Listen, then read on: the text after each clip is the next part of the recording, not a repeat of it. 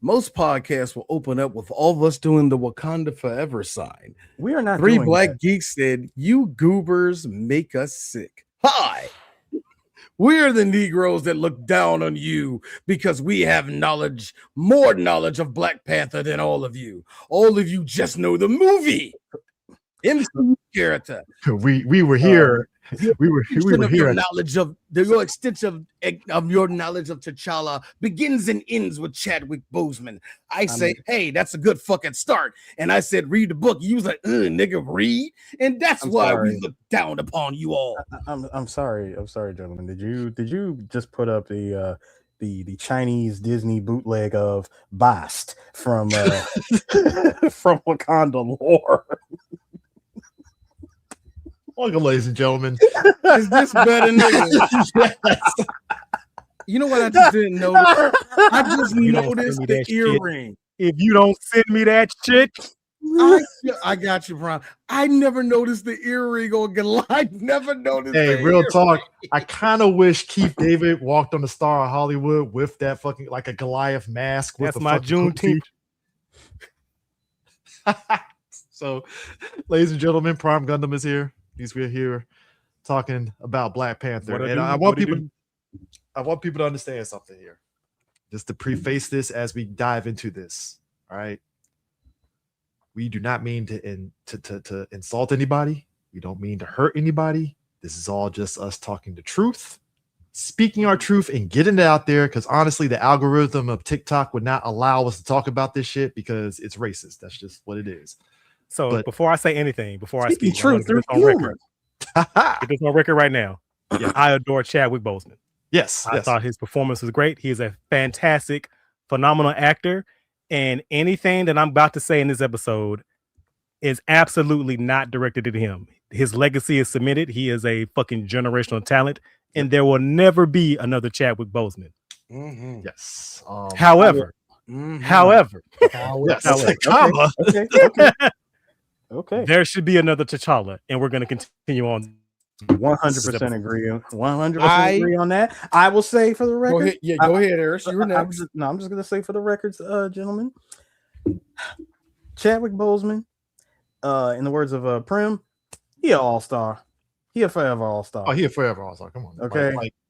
He is forever an all-star. Personally, I enjoyed him just a tad bit more for his portrayal as James Brown in Get On Up.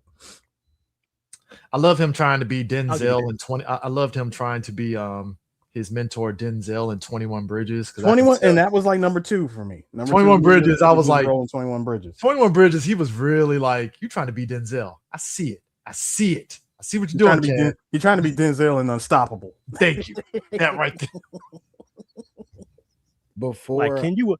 And it's it really brings to home when I was rewatching this shit. Like, damn, can you imagine the movies he would have been in right now? Nigga. Oh, hell yeah. Can you imagine the chud discourse that would be going on right now? Goodness, nigga. Listen, look, you see why Michael B. Jordan was trying, because look, Michael, look, we're gonna get into it, but I'll just say, I would have to add. He does one Black Panther movie, and suddenly Hollywood just gives him everything. The problem I have when it comes to Black Panther, why do we have to get another one? This is exactly the type of dysfunction we have in the comic space today. And see, what you niggas, y'all were dressing up in them koofies and kente cloth going to see that damn movie. Y'all were having too much fucking fun. Them white folk gonna take the shit with y'all. I told you niggas that shit. Okay. Okay. All right. Look. Before I get into it, could have been worse. It could have been his sister being Black Panther. Love a good. So check this out. Before I get into it, because yes, Chris did well. Prime said exactly what I said, and Eris ain't done. So I'll finish this for Eris because I know Eris is thinking exactly like me. But this part first for me. Black Panther has a special place in my heart because it means a lot to Three Black Geeks. In the sense of Black Panther from 2006, from the height when it really started in 2016. Civil War, really. Yeah, 3BG was already on the list of Black outlets. that got to be a part of all of this shit. And it's one of the things I'm proud of. This and our work on this and Black Lightning. I am proud of our work on it. I talked to a fucking legend. I got to talk to Bill Duke. I said Bill Duke. No, you talked to Bill Duke. No. You did. I'm talking about this movie. Oh, okay, my bad. Sorry. Yeah, Ryan Coogler. You got to talk to Ryan Coogler. I got to talk to a woman as an Academy Award winner. To hear about all this movie means a lot to me. I got to see everybody's eyes light up in the movie theater, and this warmness of blackness came over me, and I loved it. I will never get an experience like that. And I tear up just a little bit because it wasn't just me liking it. I'm looking down. Sam is jumping up and down, but it ain't like happiness. It's like, get it, nigga, get it. It's like that. It's black people cheering it all. This old lady beside me, Christmas baby, she's like, get him, kick his ass, He think he know everything. Kick his ass. I want people to understand something. Wonderful. I want people to understand something. Okay. That being said, Chris, I'm sorry. That being said, I am sick of all of you niggas that sat in my way, sat in everybody's way, and flexed your knowledge of Black Panther. You wasted so many people's time with basic Marvel Wikipedia knowledge. I am so sick of all of you niggas that lined up and said, I want to do a podcast, especially on Black Panther and Black superheroes. Get to the 6th fucking episode and quit. I am so sick. They ran out of gas. All of you. All of you stood in my way, said this was the best movie ever. You put a gun in a white folk head. Sure, some people won the White Award during the Academy Awards, but I'm sorry, 8 goddamn the thing awards. Is, like, I wasn't there. 8 nominated awards. Are you fucking serious? All of you. I was sick of all of you black folk. Oh my God. I will elbow drop this movie because this movie to D is a 6 out of 10. Fight the wall. Fight the wall. Fight your mama. Yell at your kids because you're not. Because I can tell you this right now. I didn't need to be on camera. I'm from Suitland, Maryland. You ain't gonna fucking beat my ass, nigga. I'm just saying. This movie ain't that great. It's a power. It's not powerfully mid. It's something you put on in the background. I have been for like the last couple of years. Cinema. I have been trying to figure out. Go ahead, Prime. What is the glamour that this movie has around it? Like, why do niggas get mad ignorant about this movie? Like, I don't understand. The take crowd scene. And let me tell you what set me off. One of the things that set me off. I saw somebody. I think it was Twitter when they were upset about the Hobbit being in the movie. Going, this should be an all black movie. Why is there a white man in the movie? And I'm like, you're asking why is a Black Panther character in a Black Panther movie? Do you fucking hear yourself right? Okay. Can I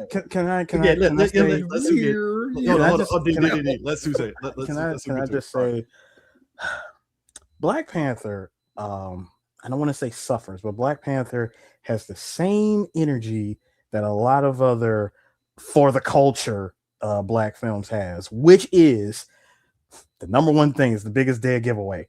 Ensemble cast. Okay. What, Eris? No. What's wrong with an ensemble cast? Okay, when you have an ensemble cast, be it filled with black folks that are that are currently working, or up and comings, or let's just be real, nigga, you needed this job. You get one of them. Okay, you picked up the phone at the right time, Coon. You get one of them because Morris Chestnut. Because I was going down the Rolodex, and we was going directly down the line. Now you get one of them, right? And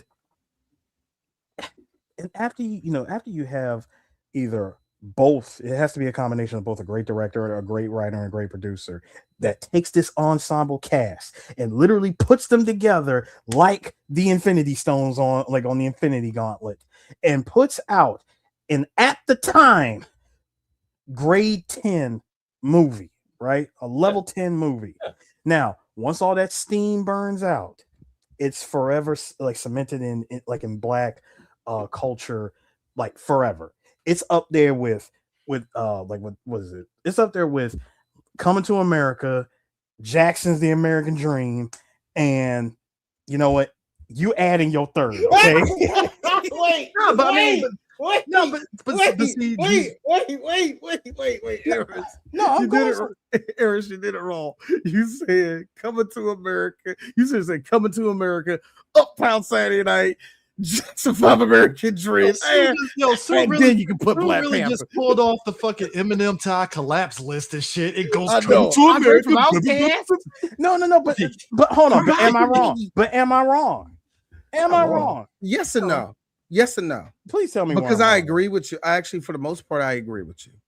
You know, for the most part, I agree with you. I don't really have an argument, but yeah, but what? No, but that's what I'm saying. You get something like this, and when you sit back and watch it now, I am 100% with you, D. Oh, this is 6 out of 10. You know, especially when you get to the midpoint of the movie. And honestly, for me and another friend of mine, we actually saw this in Japan. Boy, when we get to that third act, the final fight between T'Challa and Killmonger, woof. Okay, and that's my thing. It's like, okay, so that knocked off so many points. So I saw this movie like literally damn near a month before it was supposed to come out, and it was the funniest shit ever because we had just started getting on the press list for 3BG at this point, right? Sue was still in Japan, so we would get like the usual email screeners and stuff, right? And I swear to you, it was fucking hilarious. I don't think I told you, Sue, this. Mm-hmm. So it was a Tuesday evening. I was at home, and we got an email from Allied for the screener. And I'm like, all right, cool. We're going to see it early. It's going to probably be a week and a half, 2 weeks later, whatever. 10 in the morning showing on a Wednesday. Mm. Now here's the funniest shit. I said, fuck it. I'm going to see this shit. How am I going to pull this off? When I found out where the screener was, I was like 20 minutes away from there where I was working at the time. I said, fuck it. Hey guys, I got a doctor's appointment. I'll be back.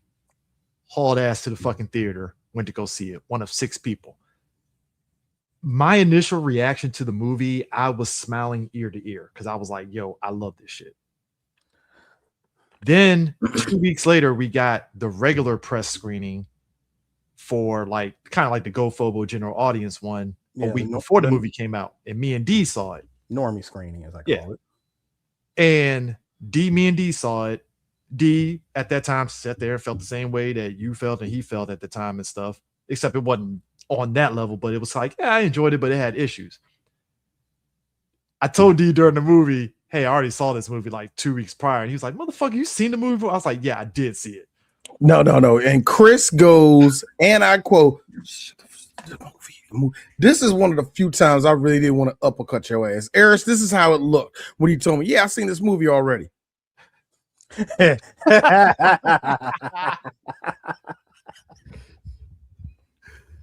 Yeah. I felt a little bit betrayed. I don't know why. I have no fucking clue why I felt so betrayed. Here's the thing. It's like, he fucking with me. This nigga. Because here's the thing. That second viewing is where my low-key, my critic sort of viewpoint was coming in on the movie, because it went from when I saw it a month in advance, oh shit, 10 out of 10. This is the best thing ever. Second time, Marvel did another hit. I had that moment. Critics agree. I had that moment. That's why Chadwick I said Boseman is a revelation. This is why I say I thank God COVID shook my ass into reality on a lot of shit. But at the time, I was like, all right, cool. Second viewing was where I was like, okay, whatever excitement that I had the first time, okay, I have issues with certain things from it. So it went from a 10 to like a solid 8. And it's like on a low end of an 8. Think of it like a B-, where it's like, so it was like, and I can appreciate the B-, Chris. Yeah, and that's where it hit for me, because it's like, I think because the first time I'm seeing it, because funny enough, prior to us doing this, no bullshit, we had finished the episode of the podcast, and I don't know if it was you, Sue, or D that was on it when we got off. I was like, hey, fucking Black Panther trailer just dropped. Watched it, and I was like, okay, we're here. That was during what we like, and it's so funny, Chris, because I remember prior to that, and you probably remember this, Prime. There was a lot of hashtagging for this. Oh, yeah. Out the yin yang, people was when the Civil War ended. When is this movie coming? I mean, even before Civil War, there wasn't in phase one. There were people that genuinely were pissed he wasn't in phase one. I'm like, wow, exactly. And it was strange, but that little rumble is what kept it going. You know what I mean? It's just black people kept it up because we was going through that time where it's like, okay, like much like black people, much like our parents before us, they had to realize where they came from, their origins of their race and stuff like that. We had that same thing with superheroes during the 2000s and 2010s. Hey, y'all, have any of y'all motherfuckers heard of Cyborg? We was doing that to each other. We was doing a whole lot of that. I bet y'all motherfuckers don't even know who Misty Knight is. You thought that was a porn star, didn't you? You know, speaking of that shit, once the woman had said to me, just apropos of nothing, because I think we were talking about, I forgot what we were talking about. We were talking about like a TV show or something. And she looked me dead in my eye and she said, I don't think you realize how privileged you were to like be able to actually like read comics. So like you got to see different characters in, representations of different groups and different things without what they chose to put in adaptations. So like, she said, I think that's why you think everybody sounds so weird, because you're just like naturally like used to the shit. Yeah, that's really what it is. That is fair, because my wife got on me only a little bit with that, because she was like, D, I know why you were like that. Why? Because your daddy raised you with an African stick right up my ass. You fucking right. You don't understand that black people were oppressed by D. That's the shit I'm talking about. So I'm going to have that malaise. And when I see black people going, oh my God. So you mean to tell me that Bishop was actually black? Like, I got to remember, let it go. I'm assuming. Let it go. Let them learn. Let them just take it in. Don't karate chop them. Just assume that they didn't notice the Jerry curl that he was rocking. Like now it be that's what I'm saying. That fucking basic shit, mullet like Jerry curl. So y'all know the one thing back when we had unique hairstyles for black characters that wasn't cornrows and afros, all of you black women, I said, and I'm calling y'all sisters out on this one. Which I'm amazed that it looked luxurious. It looked luxurious. And you know what? So I can't believe I'm about to say this. I would fucking kill for just a regular face. I would fucking pay good money. Sir, it looked crazy. I was so tired of this shit, bro. Sir, it looked crazy luxurious for the post-apocalyptic time. Look, where mutants were getting that activated from. That's what I'm saying. Were you getting? I feel like the future's dry. Sentinel oil, purely refined, baby. I'm sorry. Look, this is this right here. This is no hold on, Eris. He got the Forge hookup. No, like what kind of this? Oh, this right here. This is 10W40. Now here's my thing. Look. Look. I don't know Prime. He clean though. I don't know Prime if we were following each other on Twitter at the time. But I remember telling D when that Days of Future Past movie was being cast and they had like Omar Sy as Bishop. I'm like, that is the most laziest ass put him in dreadlock shit ever. Give him the fucking mullet, man. If we're gonna go for it, man. Like, Eris. Hey, Chris, you do realize, and I told you then, Christopher, do you hear all that? You hear that? Those are the black cosplayers saying they have a chance. I'm sick of all you niggas. Disney, if you're listening, Disney, if I see that fucking braid on Bishop, I'm swinging. I'm driving up there. We're gonna have to talk. I know you're thinking about it. Head to the white meat. Hey, speaking of which, that's a good transition, Prime. Thank you for saying that. Oh, hold on, real quick, Chris. Can I say one thing? Yeah. Say one thing? Yeah. Can I say one thing? All you black women who during the time right during Civil War, when everybody heard Black Panther was going to be in it, shout out to y'all for getting on my last damn nerve going, did y'all know that Storm and T'Challa will come? I will forever. That was a wave I thought I would never have to go through. I will tell you this. It happened. I will tell you this. I I remember reading Wizard magazine. I ain't forgive none of you mother suckers. I'm sorry, go ahead. I just aged myself for saying that. Wizard magazine. No, you didn't. Kind of. For Wizard magazine, when that was the front cover of a Wizard magazine, Reggie Hudlin doing Storm and Black Panther marrying, and that shit hit not only Wizard magazine, it hit BET, it hit all the major outlets because it was like this Storm and Black Panther. You would thought these characters were real in real life. That's how big that shit was. Ladies and gentlemen at home, I don't think you realize that shit hit the Black comic nerd community like crack. Sir, yes, it did. Yes, gentlemen, that it wasn't right Ronald there, Reagan. That right there, gentlemen, was the that was the comic book equivalent of Jay-Z and Beyonce. But do you know what the funny part was? By the time this movie was coming out and they was talking about us, all us real comic fans, y'all don't want them to be a couple again. I don't think. Here's my thing. We don't need to go back. It's also. I remember a lot of us is like. I'm gonna be real. I'm gonna be real, and this goes into the Black Panther thing. I hate creatively bankrupt ideas from people during this time because you give me the most blandest of women that you want to be Storm alongside Chadwick, and it's the most basic ass fucking ideas I have ever seen in my life. First of all, y'all getting way too ahead of yourselves because what makes you think that Disney Marvel's gonna listen to you? Thank you. And even make that a storyline. You're Black. They don't listen to you. They don't. Your casting ideas suck, baby. They barely want your money. I like that. They just barely want your money. Listen to me. Wesley Snipes does not have the knees to do the shit that you want him to do. Am I wrong though? Where am I wrong? Where am I wrong? Prime. You remember? Oh, D remembers this. Okay.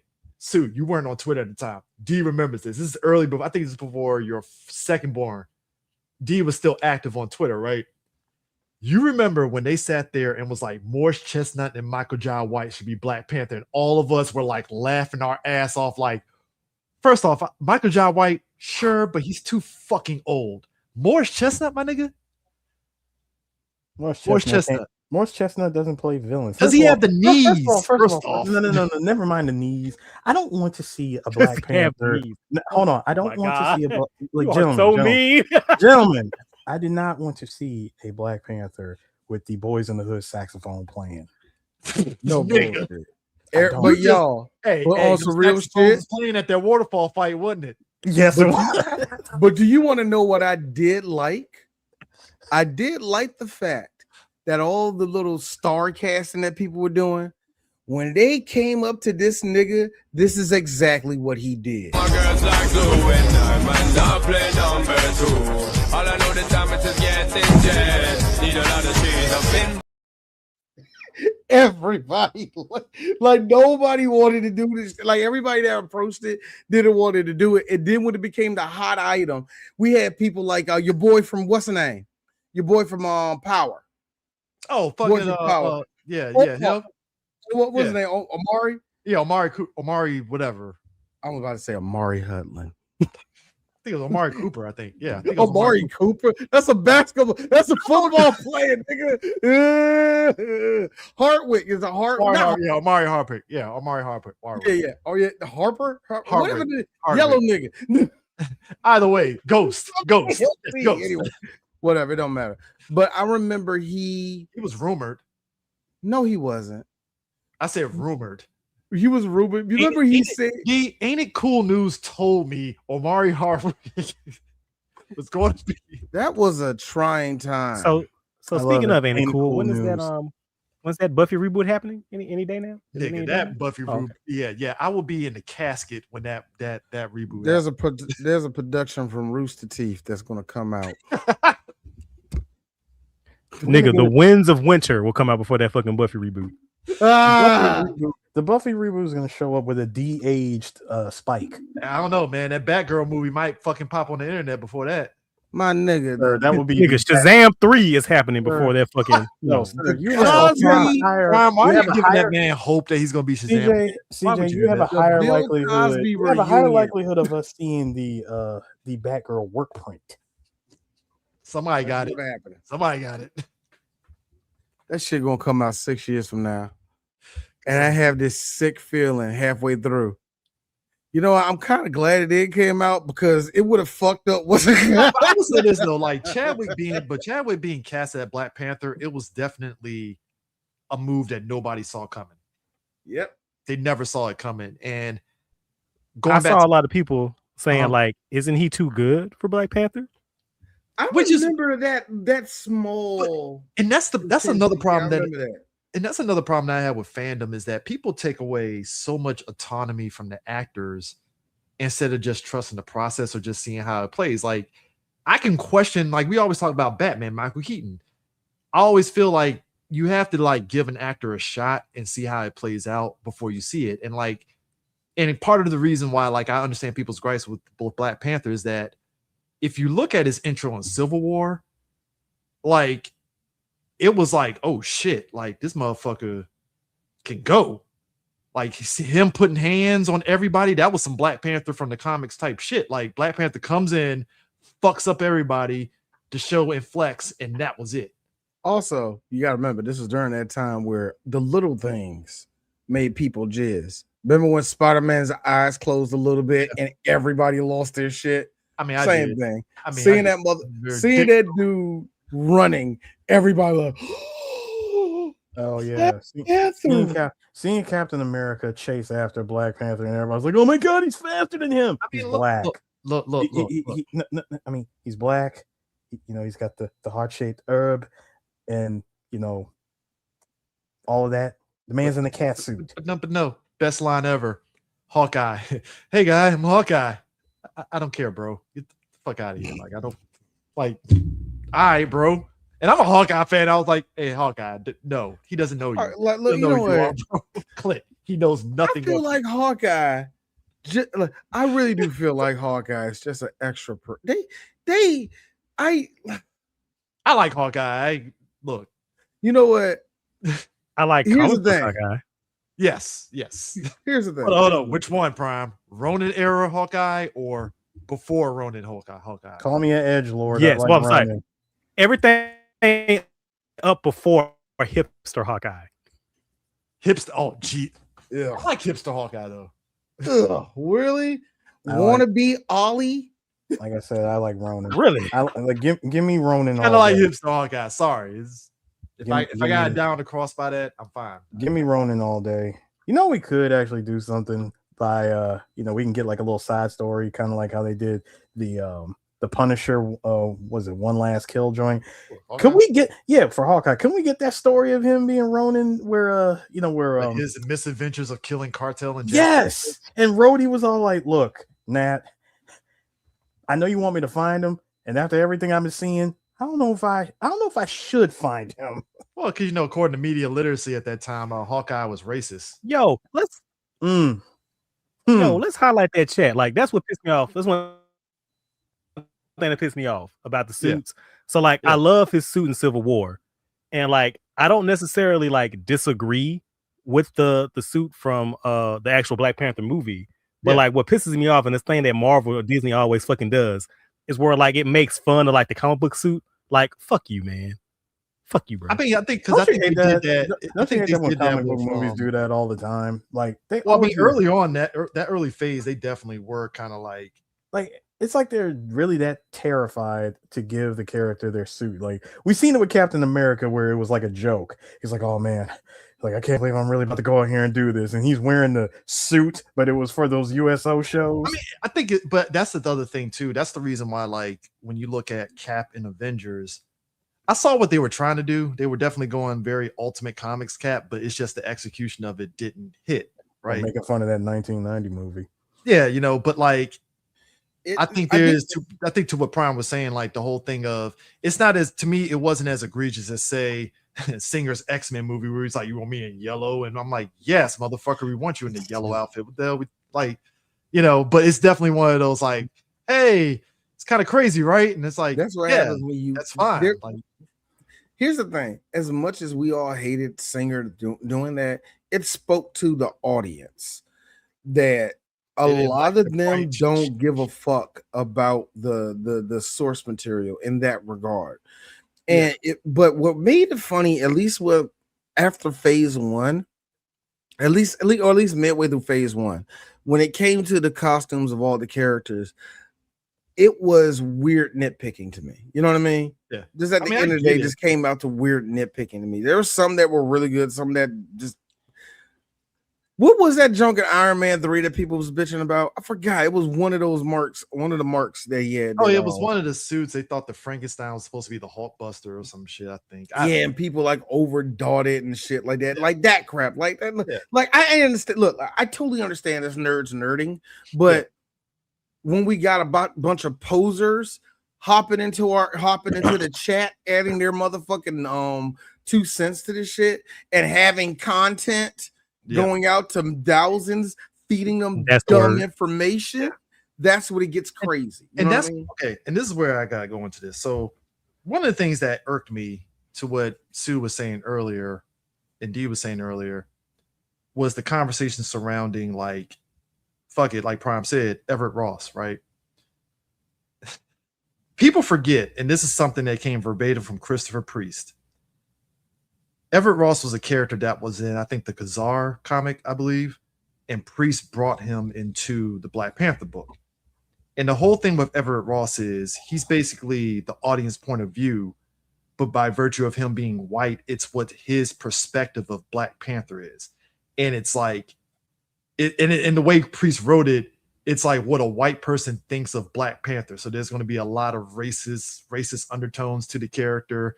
There's going to be a lot of perceptions about what he thinks of that culture. And this movie kind of does that a little bit because when, what's his face was telling Ross, like, what do you know of Wakanda? He's like, third world country, horses, goats, blah, blah, blah. No, that's not what this is.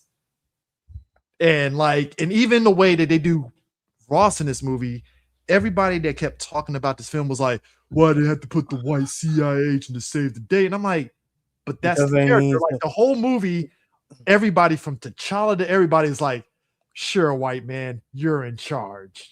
That's cute. And what can you save the day? Like, did we watch the same movie? Because it looked like a team effort to me. Chris, let's be real.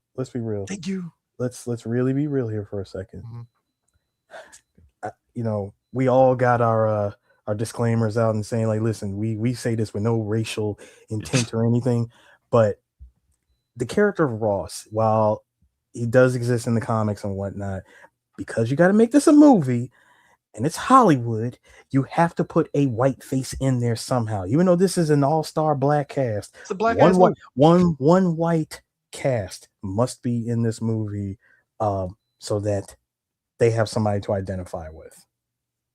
In this case, it was 2. Claw. I don't like that because that's how they talk about us, and that shit pisses me off. But it's the truth. Yeah. I mean, what were you saying? So, like, and I think we fucking lost the plot along the way. Like, I'm sorry. Go ahead. I'm about to go into soft. Go ahead. What were you gonna say, D? I'm just saying this: white producers are gonna white. Yeah. That is my That is my thing. I understand that we want it to be this black thing, and remember when we did the whole Goofy movie thing, and we told everybody straight up, like, I don't know why y'all bouncing at this. Y'all know a white man wrote this, right? Both songs, by the way. Both songs, and I was like, I want to see how y'all flex because most of the shit we love was created by white people, or at least remixed off of something that we made. And white people put it out there, packaged it their way, made it smell their way, and all the rest of that, and sold it to us. Yes, we are all victims of shit. So I'm just saying, let's just keep it a buck. There's a white producer here. Hey D, also, all you blurs out there that like to be gooberish about Tevin Campbell because he sang that song, would you still have that same energy if Disney went with their original plan and went with Bobby Brown? they would have liked it. What do you think? They would have loved it. I'm just saying. No, they wouldn't. No, they didn't. White people would have shut that movie down. There you go, D. I can hear his penis pulsating through the sound. Says Negro, get that jigaboo off the track. Yeah. Meanwhile, I gotta watch the fucking Mickey Mouse Club and watch Ryan Gosling sing a Jodeci song. But you have to, Chris. Yes. He don't know, but he cried. We were a proper country. We got away with 4 white guys singing Jodeci on the First Disney of all, Channel. J.C. Chazé is from Prince George's County, so at least he got the melody right. 16th black, I guess. I don't know. 1/16. He's adjacent nigga, so his name is Chazé. That's close to black. 3 white people and a black. That's what you're saying. And a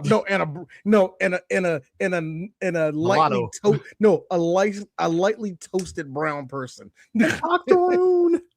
Octoroon. It ain't an octoroon. No. JC wishes he was an octoroon. Let's keep it a bug. No. Let's keep it a bug. Let's keep it a bug. Don't give him lotto status. No. I'm gonna keep it. No. I'm just gonna put him in this category. One white passing. There you go. White passing, yeah. But look, the point is this: we was a proper country when we used to have white people. But see, to us. But that was my thing about Everett Ross. It's like there were people that were our contemporaries, and there were some other folks that, even to this day, they're still tripling down on it. There was like, see, the Hollywood system don't want us to have a black movie and stuff, so we got to put it. I'm like, that's the character in the comic. Like, what? Like, here's the thing. Do you see what I put down there? It said created by Stan Lee and Jack Kirby. That fucking pisses me off. But at the same time, it's like Excelsior. I love Jack Kirby, so I mean, 10 toes down. You ain't gonna make me hate that white man. Kirby. You are not going to make me hate Kirby. You cannot make me hate Kirby. That man did something. White man, I'll swing fists for. Jack Kirby's in top 3. Kirby. Tony Hawk and Jack Kirby. Tony Hawk, Jack Kirby, and Danny DeVito. Sorry. Danny DeVito, Larry Bird, Tony Hawk. Oh, man. That one fat kid for the Sandlot. All right, I'm being funny. And of course, the whole cast of Mystery Science Theater. Outside of that, y'all white people cooked in these eyes. One of the Pete's from Pete and Pete. Thank you. One of the Pete's from Pete and Pete. Thank you. Yo, this is why I look.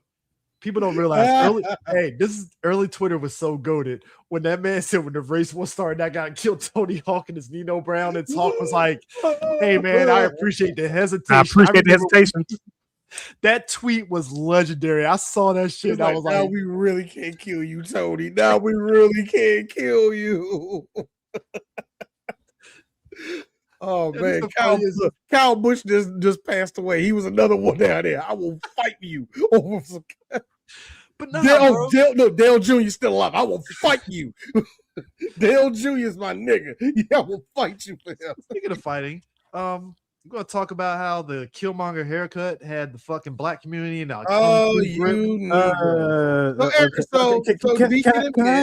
can I just chime in just for a hot second?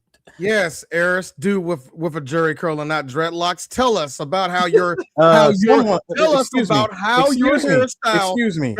got bombarded by a nigga that's afraid to grow a bush. Excuse me. First of all, you there, large man. I need you to calm yourself. You're talking to the man who had the DLC of hairstyles over the last.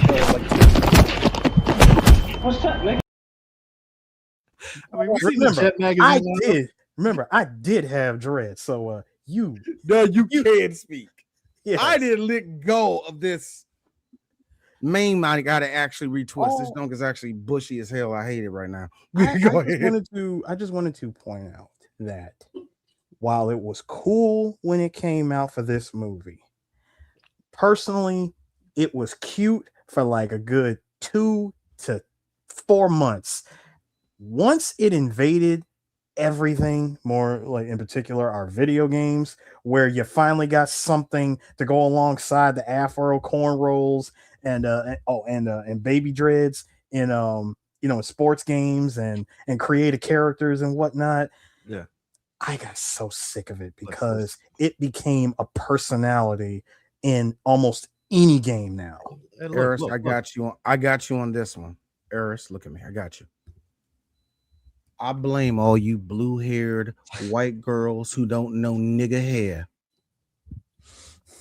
I blame y'all the most. I blame all of you designers. I blame all of you white designers. And hold on, let's keep it a full stack. I am really saddened that y'all black designers said, that's good enough. I think you want to know. You know what the sad part is? That hairstyle only looks good on bitches now. You want to know an even then thing? They got to have the right shaped head. That's what y'all did. Hey, D, you want to know something that's even sadder? Much like how a particular word has been just straight snatched, another one gone, by white folks.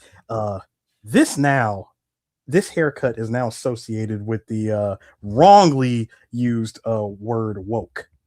This haircut to me, I don't hate it, but yeah, I blame so many black girls that named their son a Darius, Quarius, Arius, anybody with an Arius on the end of their names. I blame all of you girls. Look, I blame all of you white girls with your son named Jayden. You gave him this haircut at least once. There are certain hairstyles that I don't mind. They're fads, right? Fads, fine. I remember when the trailer dropped and they showed this scene in the trailer, and there was a collective from all the women that lost their shit. Because I'm gonna be real. I have the papers. If I'm gonna be real, this movie repackaged Michael B. Jordan to me in a way that, you know how and to this day people don't want to admit it. D, you know how people were always calling me into this. No. You know how people there was a segment of black women that were saying Russell Wilson was corny as fuck, right? You remember that? Vividly remember that, right? I know where you're going with this. Nigga gets with Sierra. He's not corny anymore, right?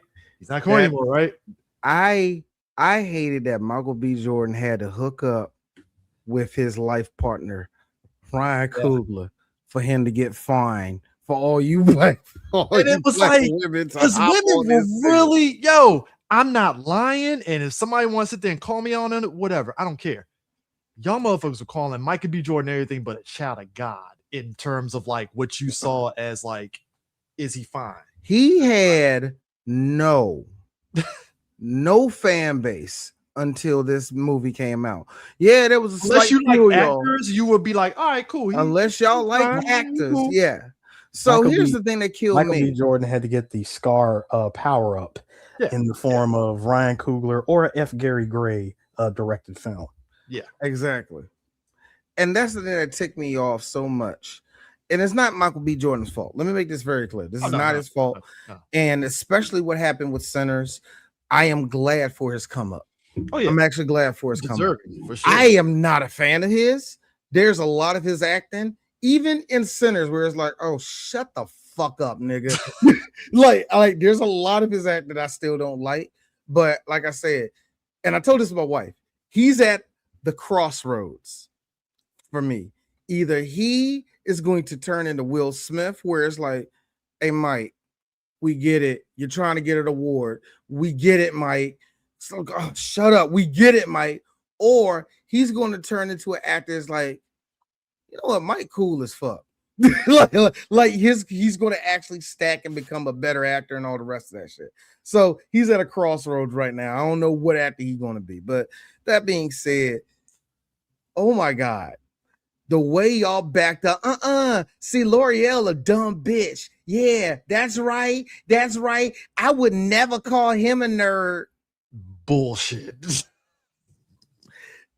I had to see y'all get on y'all. Look, Chris, Eris, no, I did, and you never wore capri pants during high school. Boy, we had to see you, all y'all women, hop on your knees and go, see, Michael B. Jordan and Jonathan Majors are the black men that we want. It's all of a sudden, see, we like nerds, and then corny ass niggas who are nerd adjacent going, see, I told you they like this. So you like. So I'm now, crust the ass up. So you mean to tell me? Tired. I am you mean tired, to tell Chris. me? I'm tired, You mean to tell me that now what gets your goat is corny, like corniness and black civil rights. All right, Eris, I am the passed away James Lipton. Eris, your friend Dwayne tells me that you do a good impression of Michael B. Jordan in Creed, telling his girlfriend to sing for him. Will you do that for us right now? Will you do Michael B. Jordan telling his girlfriend, I want you to sing for me? What is it? What are you talking about, Theo? I want you to sing for me. Stop the fuck up! I don't have the mustache. It kills me every time. He does the puffy cheeks. Yeah. I can't. I don't have the mustache. You're not doing it right now because you can nail it. That being said, but every time he goes for it, I fall apart. That being said, I'll say this though. We saying all this about Michael B. Jordan. Let me tell you something. Oh God. I love this Killmonger because I was a corny guy, huh? Hey. I was like, it was this. It was this face. I am mad. Chris sitting there kikiing because he's seen the movie before me. I'm like, this corny ass nigga. So you can tell me where this mask come from? Yeah, because I can tell you where it comes from. And I'm over there like, I went from this corny nigga to yes, sir. This nigga spitting. Damn, nigga. Listen. I became a kill. I have seen Killmonger in the comics at least 2 times before that. I thought this bitch nigga didn't belong in this movie. Oh, I love this version of Killmonger. It has teeth. I love it. Here's what I love about it. And this is where I was really feeling some way on how people really interpreted him. What you got with Killmonger was a guy. It's ultimately hurt feelings hurt, right? This country, in his eyes, killed his dad and just left his ass behind. Didn't even fucking give a shit. Right? And so now, like, he's pissed off, like, all right, you know what? Bet I'm just gonna go scorched earth on everybody, but I'm gonna fake like I'm on some militant, we're gonna help the black people type shit just to get in, you know. And it was weird. And I remember people attacking the movie for it. And here's the funny thing. Killmonger, and guys, please help me if I'm wrong. Wasn't Killmonger basically like, you know, hey, T'Challa, yeah, see me after school, nerd. Was he more like that to me? Like, he always came off like the jock was very much money. Like Killmonger was very much like, I can be a better Black Panther than you. That's what I'm saying. Him and M'Baku had the same thing, but even M'Baku had a little bit more of it. At least Man-Ape had a little bit more of a beat. At least I felt like it. And again, thank you. Thank you for calling him fucking Man-Ape. Thank you. Thank you.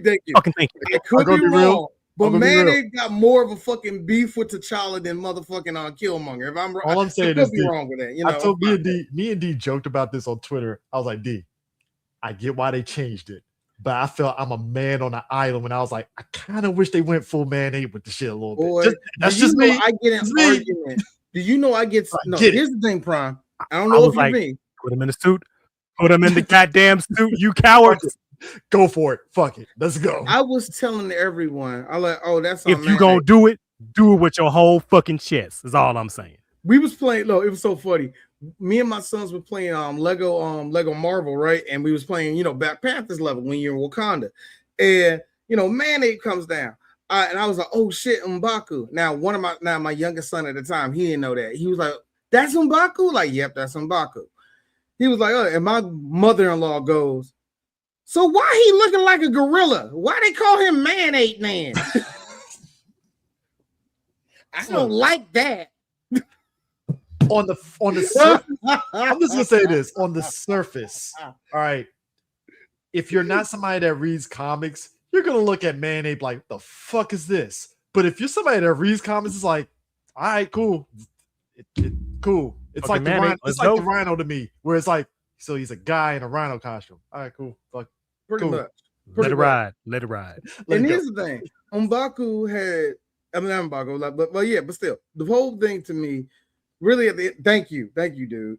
It felt like all Killmonger did was that. This is And you know bro, what? I was just about to say. It really kills me how easily people fall for propaganda when the motherfucker's attractive. Because I have been to like professional academic seminars where people were like, well, you know, Killmonger had a point. No, the fuck he didn't. No, the fuck he didn't. Here's the thing: Killmonger had what I like to call had the charm of a black Israelite that knows what he's fucking talking about. Black Israelites that know what they're fucking talking about are very sharp people.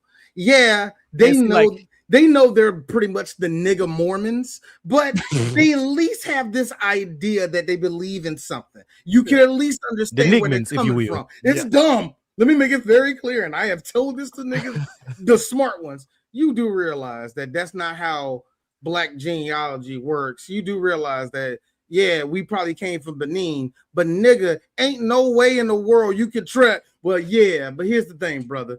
And I'm like, I'm a Christian, so I get it. I'm gonna be real. So here's my thing. Here's my fucking thing. Like, here's why I feel like media literacy is a fucking crisis. Because like when you're crafting a sympathetic villain, so the whole idea behind that is that you as the viewer, you're supposed to go, oh, I can see how he got there.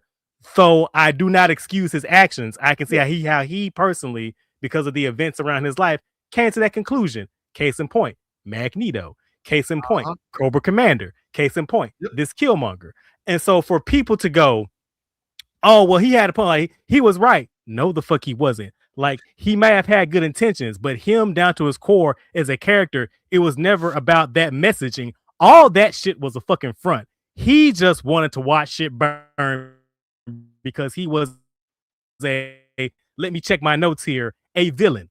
And it fucking boils my blood to hear so many people go, because they're on that fucking pseudo militant bullshit where they're like, he had a point. I'm like, he may have been right in the fact that we have been exploited and that billions of people are suffering, but his solution was to just kill a bunch of children. And I'm like, that's where you lose me. That's where I'm like, you know what? Your point don't mean shit to me. The good example of that is probably one of the things we love talking about is Gundam. I think I love saying Char was right, but let's just be real. Amuro, you're gonna stop this nigga, right? My favorite moment. My favorite fucking moment. But it's like, stop this nigga. My favorite moment from G-Quux was when he was with Charlie Bull and they had just get the end and they were talking and it was like, yeah, so you're gonna take out Cassilia and them. And Char was like, yeah. Then like, yeah, we're gonna have new types rule the Earth Spear. And Charlie was like, I gotta kill this nigga. Like, I gotta take this nigga out because he on that bullshit. This man literally said, I want to speed up. Char's counterattack was literally, I'm fed up with humanity. I'm going to drop this colony to speed up new type. And I'm like, bro, genocide, bro? That's what we do. Exactly. Because look, and yes, you can track down to where the ends justify the means. And even in a weird, sick way, we can all understand. Yeah, hit the reset button. We can all understand that. But at the end of the day, hey, Shaw, hey, Amuro, get in that damn Gundam. It's like, here's where it solidified it for me, right? All right, he fights the child at the waterfall, beats him down, which is like the dopest fucking scene ever, man. Look, there's like 3 scenes in this movie I really love. When motherfucker Sterling K. Brown gets killed, don't ask questions. I just love the setup. Number 2, I love the atmosphere and everything. Don't ask questions. What did Paradise do to you? What the fuck?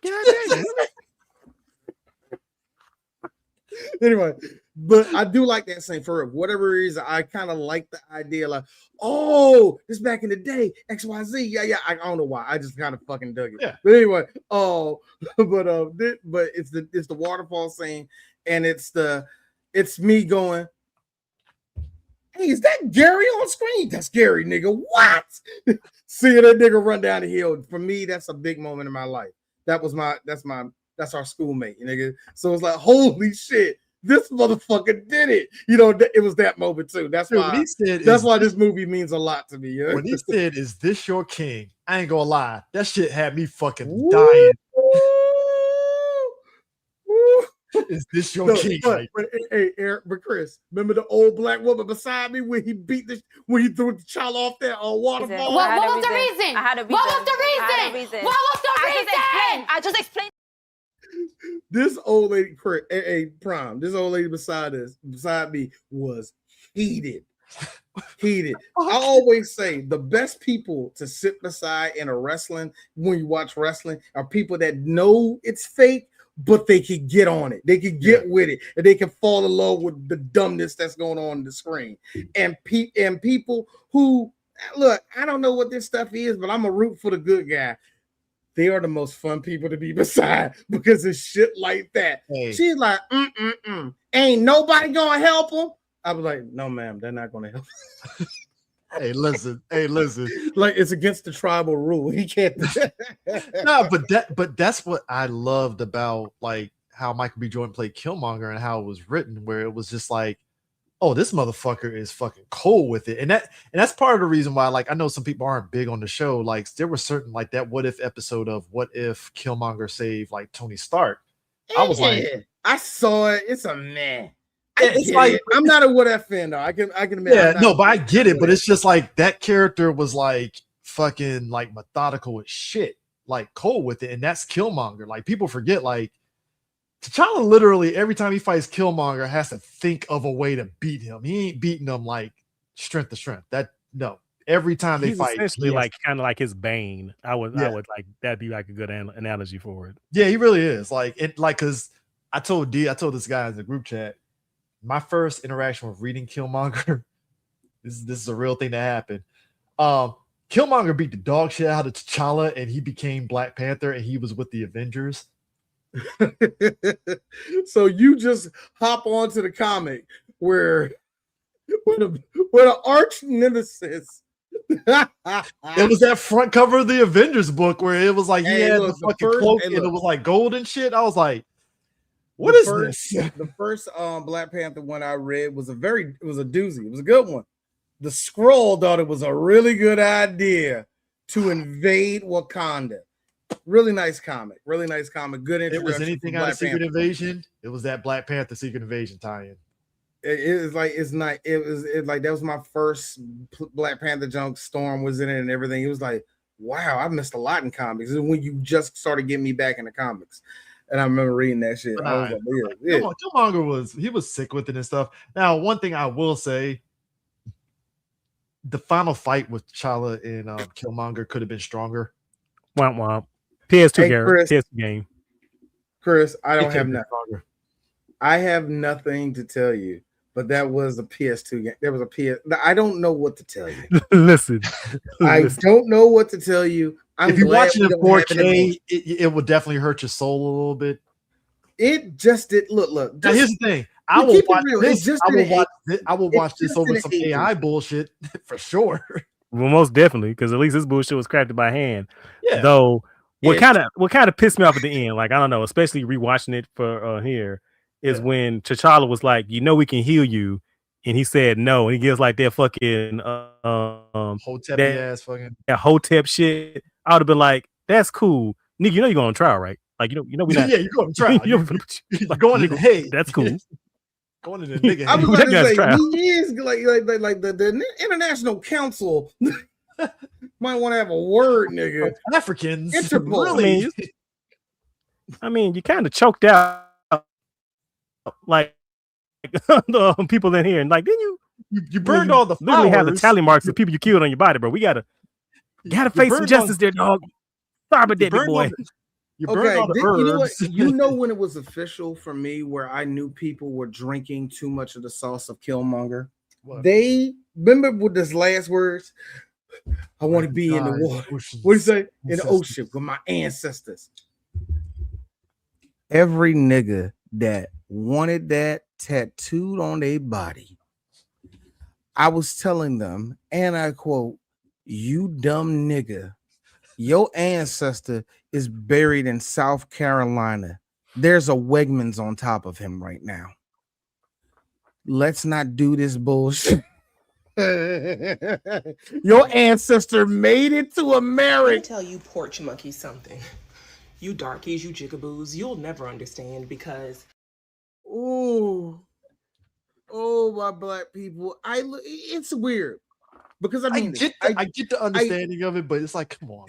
I just feel like I understand how fascism takes over, how easy it is motherfuckers to get propagandized, because ain't no fucking way. Ain't no fucking way, bro. You see the name. You see the name. The CIA is at work here. All right. Like, look. Here's my thing. Killmonger, like, oh yeah. Even when it comes to villains like Killmonger, you want to say they're right and all that. I understand. I understand where it comes from, but to me, it really falls on. I think a good example for me is Brian. Go to hell. Go to fucking hell. Go to hell. Go to fucking Kwanzaa edition. For those that don't know, the Bouncer was a game from Square Enix. Square Enix game that first came on the PlayStation 2. PS2 launch game. Amazing. Dashiki DLCs for all the characters. 30 minutes of gameplay. DLC bonus day one. Download.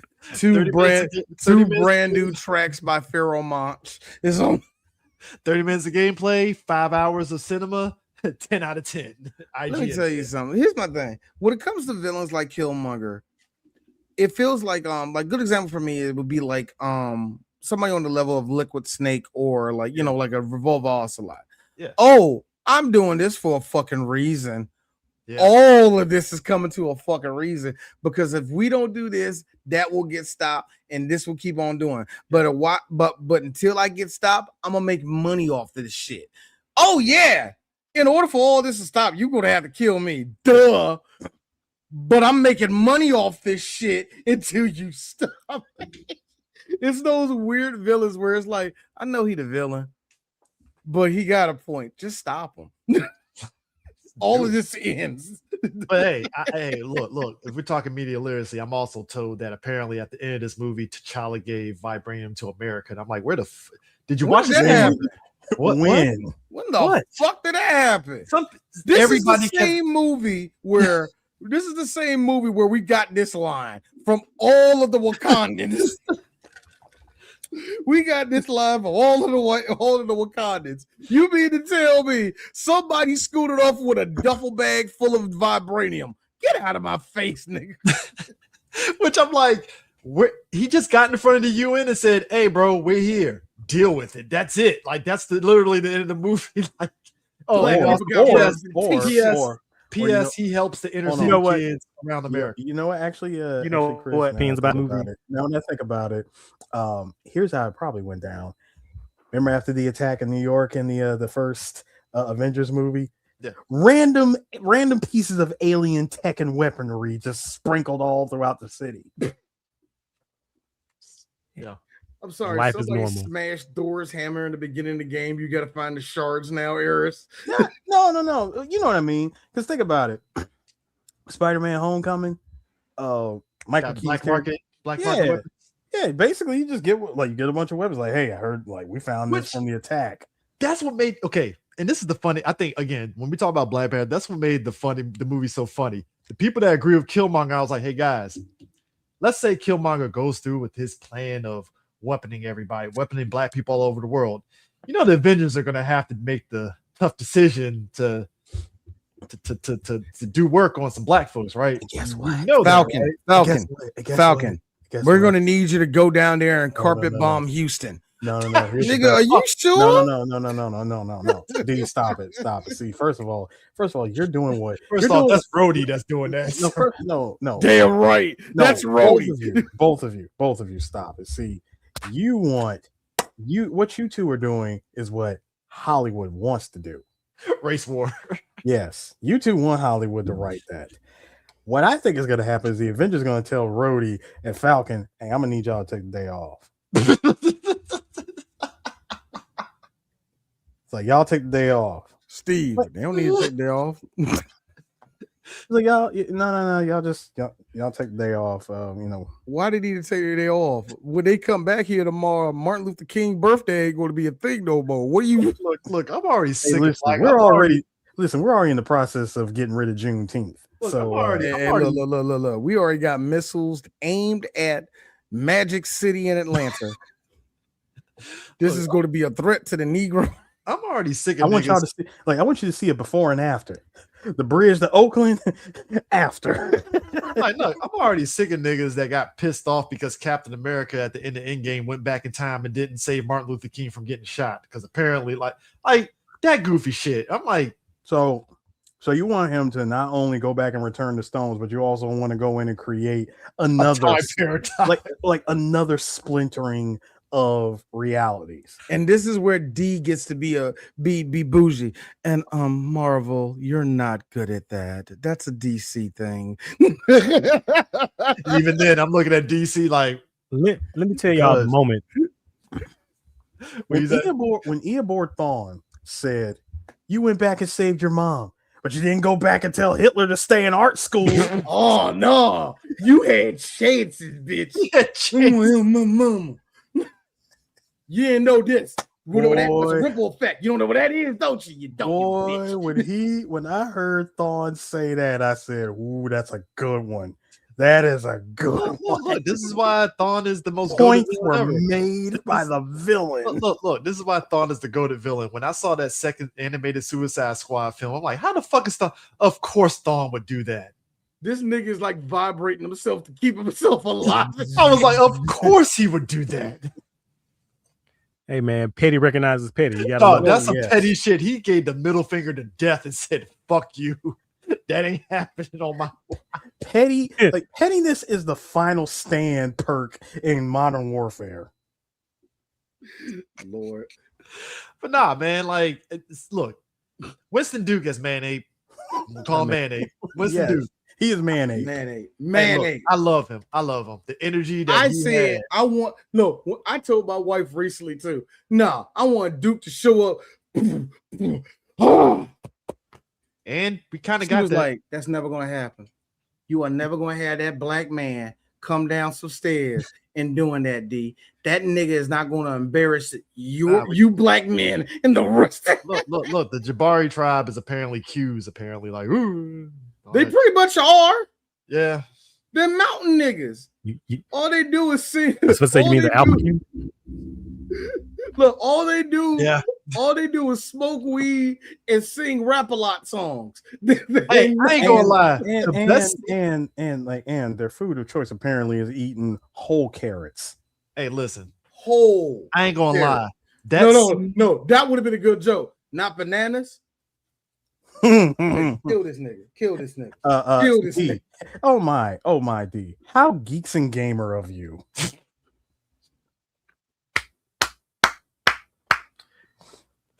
Look, I think the best scene of that movie. 3BG does not. We do not condone those motherfuckers. When he grabbed quite a yellow flash thing for you to say. The most good one, niggas. Chris. That was a good one, Eris. That's a good one. That's a good one. Your fucking playlist and algorithm fucked up my algorithm. I don't like Joe Rogan. How's he appearing on my shit? Hey man, I have to spread the awareness. Do you know what I'm seeing in my shorts? Whatever. Eris did it. The Whatever podcast. I hope when you take a shit, it burned just a little bit every single time. Yo, that scene. Maybe the spicy kind where you go like that. I hope it happens to you every time. When M'Baku literally. Hey, Chris, real quick. I'm sorry, real quick. It's not enough to kill you, and it won't. Chris, it just happens. Chris. The city is D's algorithm. My hands is Mr. X from Streets of Rage. Over the motherfucking city. D's algorithm has been bit. Soon red pill content and big titty golf girls showing up on this. No, I know you said I ain't got nothing to do with the big titty golf girls. They just started showing up on my shit. Actually, that's another weird thing. I don't know where they come from. I don't know where they're like. Damn, I'm a look, but I don't know where they started showing up. Dog, my man M'Baku grabbed that dude and just raised his ass up with one arm. I was like, that is the most nigga ass shit I have ever seen in my fucking life. M'Baku became the GOAT for me when he said a line that I will forever use against a lot of these liberal arts college majors that like to come in and quote unquote ruin a lot of entertainment with their ideologies. You bald-headed demon. You bald-headed demon. That line has forever stayed with me. No, I swear. Who brought this colonizer? Like, thank you. Why are you speaking? Why are you speaking? And no, here's the thing. And the reason why D likes this movie, because there's a lot of moments white people, I know y'all don't like. It makes you cringe, make you feel funny, whatever. That's because that's your ancestor going, why is that cone on top of that throne? Listen. And why did he tell that white man to stop talking? Hey, look. When you feel that in your soul, that's your grandpappy. Hey, listen, going like that nigga has power, and that's why I loved it. That is like, you know, that feeling that you get on the nape of your neck, like Will Byers in Stranger Things. Yeah, that is the ghost of your peepaw trying to put that white guilt. Let's be real. Let's be real. Her white ancestors came to her when Killmonger poisoned that coffee. It was like, you feel that? It's death. Feel his sweet lullaby. Ashy Larry. No, girl magic.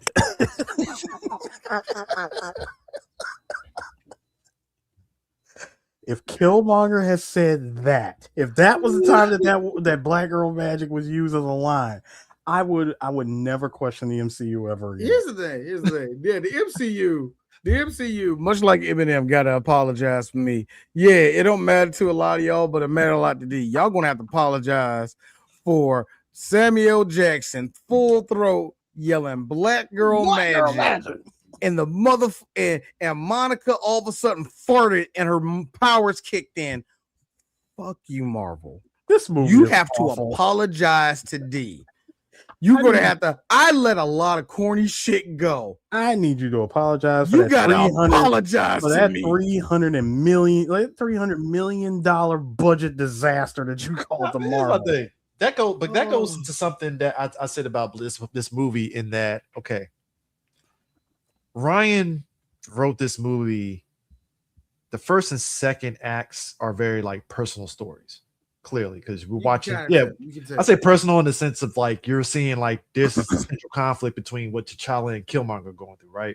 Mm-hmm. Makes sense. And I could tell somebody at Disney and Marvel Studios was like, Ryan, we love all this, but you got to give us some superhero stuff in this movie, and that's where like kind of the third act kind of goes. Ryan has that same problem in Creed to me. But it's a little bit weird. I think Creed. he got away with it in the first Creed because it's directed very well in the first Creed. Yeah. The second Creed, you can kind of tell, like, you're not good with action, are you, Ryan? He's good at like everything else, isn't he? Like when it comes to drama, slow pace shit, he's great at it. Some fast paced shit he's good at. I'm not gonna knock him for it, but that's not his will. That's not his shit. It's weird, isn't it? But then you look at Sinners, it's like, but this is slower. Yeah. Way slower. There's more on acting, and the action is fine here. It's just like because you nailed the Killmonger T'Challa the waterfall fight. That's a great fight. Fine, you know, even the stuff leading up to it with him in the jungle, and then when he meets Nakia, great scene. Fucking fine. No, it ain't. Because it's how dark it is. No, for one reason. Much like when Catwoman and Batman were talking and she leaves and Batman goes, so that's how it feels. Why are you talking like that? When she shows up, this black, he's all like, yeah. The line. Then the line. Do that line again. Then the line from Shuri. Did he? No, sorry, from Okoye. Did he freeze? Did he freeze? Oh, PG God. freeze. Do it again. Do it again. Chad, do it again. We'll be here until you get it right. Do it again. But that's where it's like the third act is where it gets crazy because it's like you get some dope reveals, like when Killmonger jumps into the the other Black Panther suit. And it's like, all right, that's dope and stuff. But then it like when you're bouncing that with the CGI insanity of the final fight, not between Killmonger and T'Challa, because PS3 graphics and all that stuff. Like the stuff with the rhinos and the other tribes, it's just a chaotic, like, okay, they did a good job of showing how chaotic something like that would be, but it just kind of feels like it's just a lot of shit happening all at once. You want to know what happened? Feels like a mandatory CGI slop, and I feel like I kind of agree with you. Like the first two halves of the movie were telling a personal story, a personal parallel story, where they were mirroring each other. And I feel like maybe the movie would have done better if that final conflict was on a smaller scale. If it was maybe just T'Challa and Killmonger, maybe an extended, I don't know. Maybe this is the Gundam fan of me. Maybe they should have had that Deals kind of fight at the end there. No, but you're right, because it's like there's another movie me and Sue watch, Shang-Chi. The moments of Shang-Chi and his and about to say the Mandarin basically fighting, I love that moment. But then when you add in like we got to have a giant dragon, it's like, do we? Because this Shang-Chi and his dad fight is actually pretty good. Like you got something. We're seeing the rings being used. Yeah, it's like it's a dope. I don't need the giant. Okay, I guess we're getting giant dragons. Yep, because it's Chinese, I guess. And because we got to sell this movie to China. We got to sell China to China. That's the most Disney shit I've ever heard. Isn't it? So you gotta sell Nigeria apparently in Black Panthers. I mean, sure. But that's the thing, and that's what it's like. That's why it's like I can see what they were trying to do with T'Challa and Killmonger in that third act fight. It's just the execution just didn't hit. Yeah, it really kind of feels like Ryan kind of maybe it again. I don't know because I wasn't there. Yeah, but based on things that I do know and things I have observed, it kind of feels like he just kind of took his hands off the wheel and said, VXS team, y'all take care of that. Stunt team, y'all like take the care story. Like I think they had probably a good storyboard for it, for what they wanted. I guarantee you, the only thing Ryan had was that fucking Hotep speech at the end. That's all he had written down. I guarantee it. Because it's like there are parts of the fight, because I think Corridor Crew talked about this fight, and it was like, yeah, if they just made little adjustments here and there, it would actually run smooth. And then when we find out later on, yeah, they poached a good chunk of the VFX team to do Infinity War. Hence why you got what you got. Who no longer at Disney, by the way, you fucking greedy bitch. Yeah. Here's what I think. Here's what I think happened, gentlemen. And again, this is just me tinfoil hat spitballing here. I think Ryan was trying to, drag out as much as he could so that we could eventually get that rumored 4-hour long Coogler cut of Black Panther. Yeah, I want a Coogler cut just like I wanted a fucking Snyder cut, but hey, really, I don't hate the Snyder cut. But I said through a lot of things, Ryan. You can keep that. Wherever put that next to the Schumacher cut. I'm good. But funny enough, Sue, you're right, because this fell into the people don't know what the fuck they're talking about thing, because the amount of goobers that really wanted a 4-hour Black Panther, I'm like, guys, y'all get one Snyder cut and think that Black Panther had a 4-hour long. And this is before the Snyder cut he was in the thing at this time.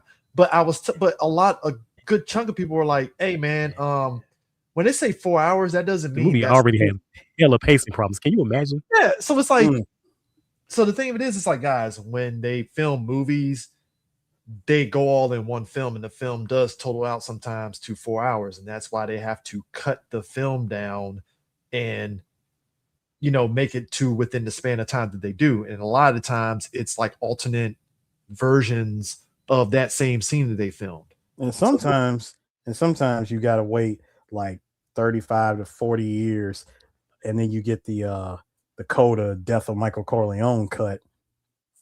Yeah, which I mean, look, this movie ain't Godfather. Let's just be real. No, but you know what I mean. We're gonna wait. But that's like 30 years, and then suddenly we're gonna get like this special cut of the movie. But it's like watch a 4-hour Black Panther movie would probably not be good. Because what do you want out of 4 hours? Why? See, but here, well, I'll say this. I don't mind it when it's an option. Like if you're selling this movie for like the 50th time and they say this version that we're releasing comes with the director's cut as well. Yeah, as but that's provided if there even is a director's cut. And that was the problem too, is that there's a Coogler cut. I'm like, guys, that's not a cut. He just said what they had for the things they filmed from the movie was 4 hours. It doesn't mean the movie was going to be 4 hours. It's just it just means that there's a lot of stuff in there that you're gonna sit back and go, oh my god, what happened to the pacing of this movie? Yeah, and I mean that's the thing too. It's like, to Prime's point, the whole thing with the pacing issues and stuff, when you watch it again, it's like, okay, they could have trimmed certain scenes down that would have still moved the movie at a pretty good pace and stuff. Like you didn't have to linger in this scene for too long, or you didn't have, those kind of those moments. Because did we really need that extended James Bond sequence? We didn't. I personally would have liked to see more of Killmonger's reign of trying to do do things like, hey, could we have actually gotten a cut of him putting vibranium in inner cities? Like could we have gotten that? But that was the thing too, because obviously, apparently, seeing how it's apparent that he did it in through somewhere in this movie, I'm like, yeah, it's true, because you see, Killmonger has the power of fast travel. I mean, takes a plane to Wakanda, drags it in, and all. Oh no! See, this fast travel is video game logic. There is no plane. He just pointed on the map, and there he was. Look, I mean, but that's it's just how it is. Well, he had visited that point before, so he unlocked it on the map, so he can just open the screen and press the little wing button. He can go right back. Go to your last save point.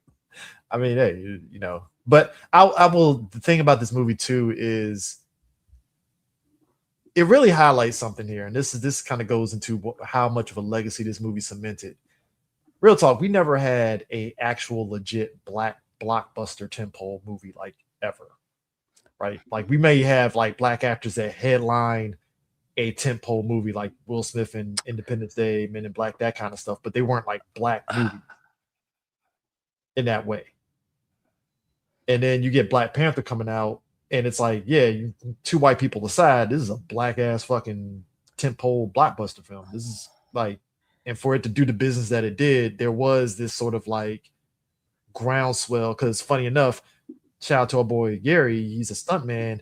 That was the same time period that there was a very all hands on deck. Because guess what, Luke Cage came around the same time. Oh, you're muted, D. Yeah, my bad. It's a very short list. The list is straight out of Compton, 200 million. Okay. Get Out is 255 million. Creed 3, 275 million. Bad Boys, Ride or Die, 404 million. Bad Boys for Life, 426 million. Coming to America, the original one, 350 million. Then it's Wakanda Forever at 859 million, and Black Panther is over $1 billion. 1.3, yes. So yeah. This is technically the greatest, the top grossing black movie of all time. There's no way of getting around it. I hate to be that guy. But of that list, how many of them had white hands on them? I mean, not to be that guy. Bad Boys. I mean, Bad Boys. Straight Outta Compton had a black director at least. Yeah. Get Out. Black Get director. Out. I hate to be this person. Needed white people to get it to where it was at. Yeah. I hate to be that person. Yeah. Creed was still going off the Rocky series. You can't count that. And then you got Bad Boys, and that's Michael Bay and Jerry Bruckheimer. So that being said, those are two lead black men. I will at least give it that. I don't know. So I have a question. Right. Of that 1.3 billion, how much of that actually went to Disney? I don't know. No. I'm not asking you directly, D, because you know, think about it. You know how every time we always say, "Oh, these movies, they made budget, or they made this budget back." No, it didn't.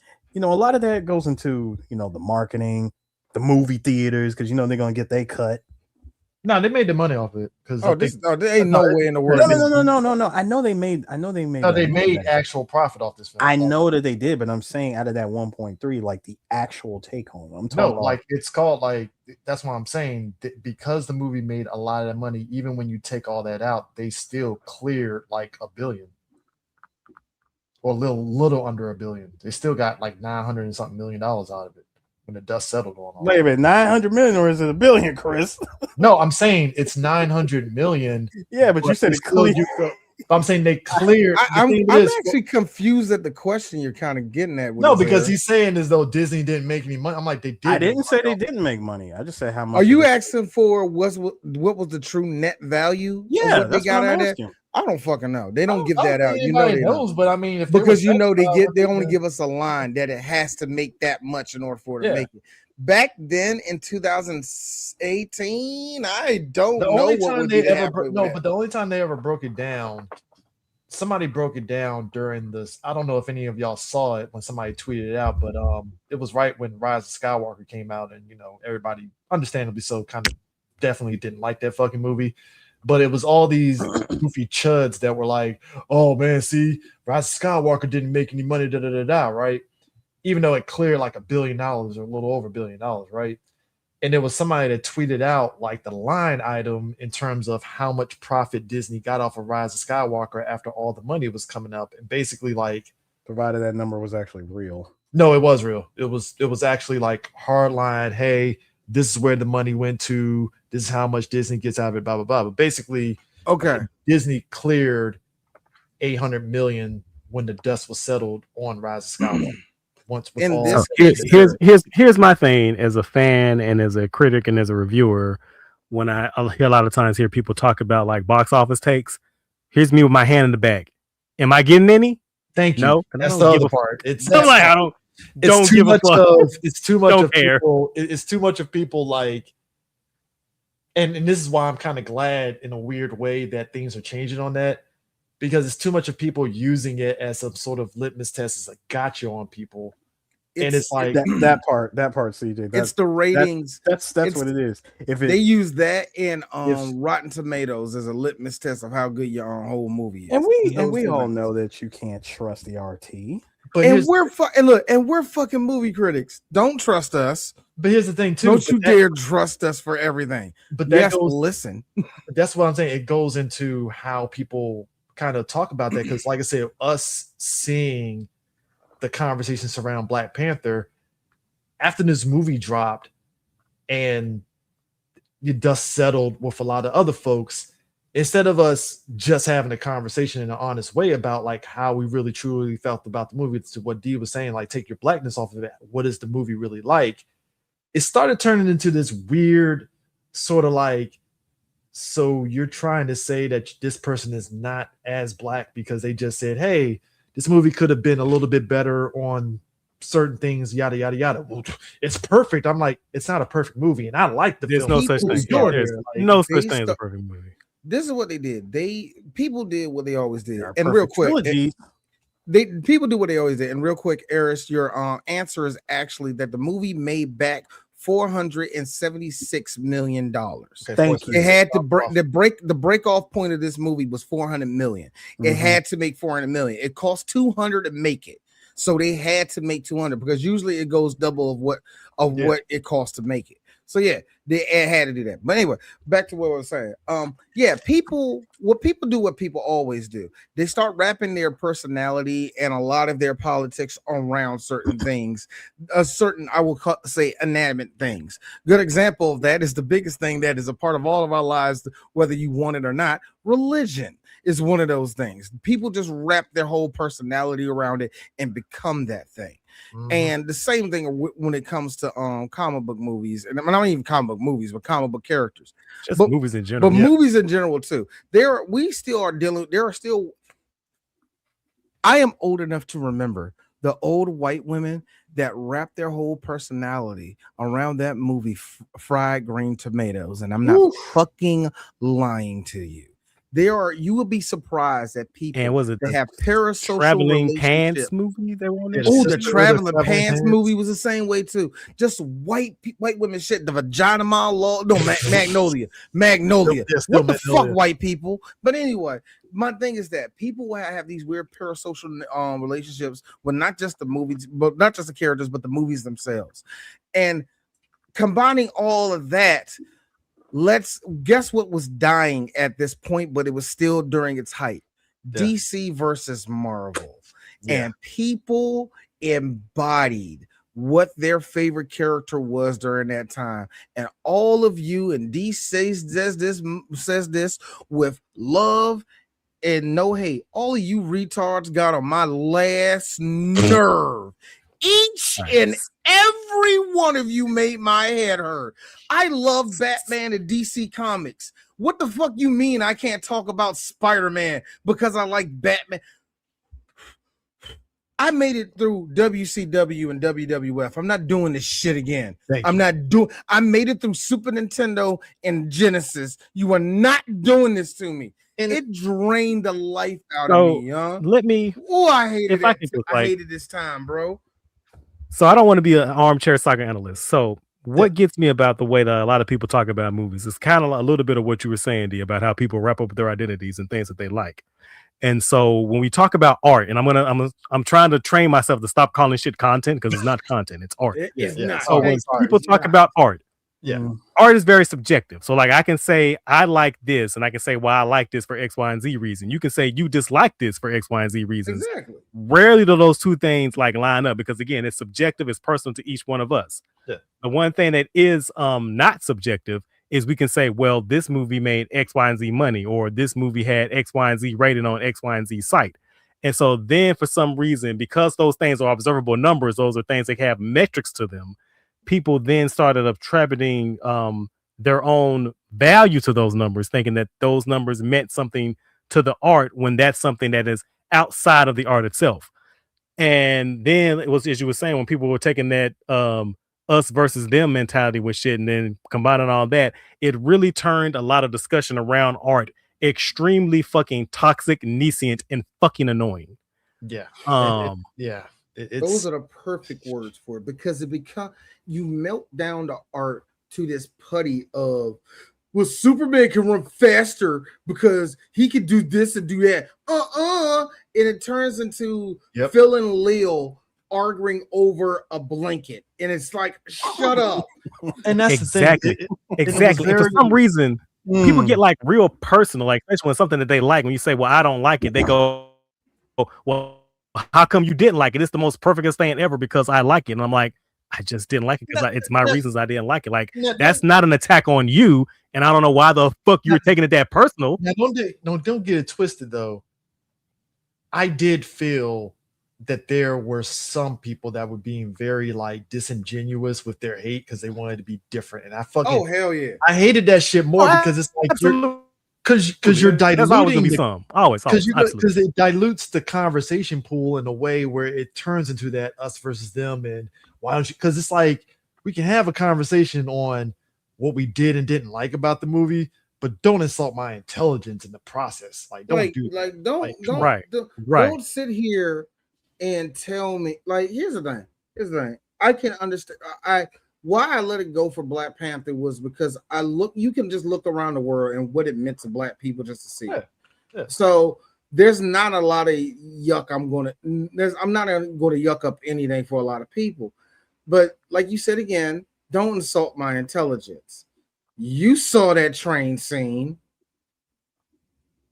But not even that. Look me in my eye and say 10-10, no notes. Really, nigga? No, but it's not even that. I'm not even talking about because there's certain things you expect, like, okay, I get people are excited, they're gonna be hyped. Because trust me, I will be in that same boat on certain movies. Like I'm one of those people that like I adore Street Harris, you know.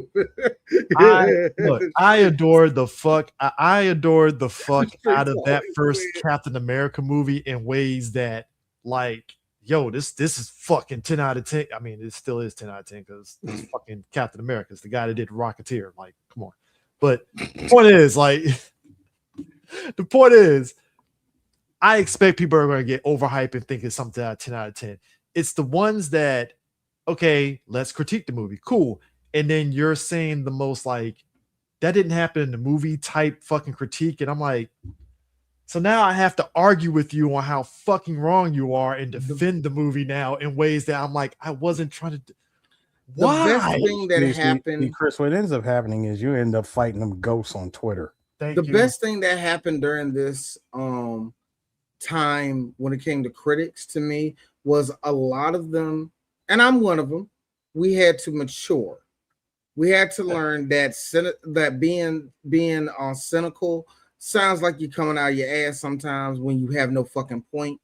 And if you are going to dick ride, you better at least have a level of reality to you.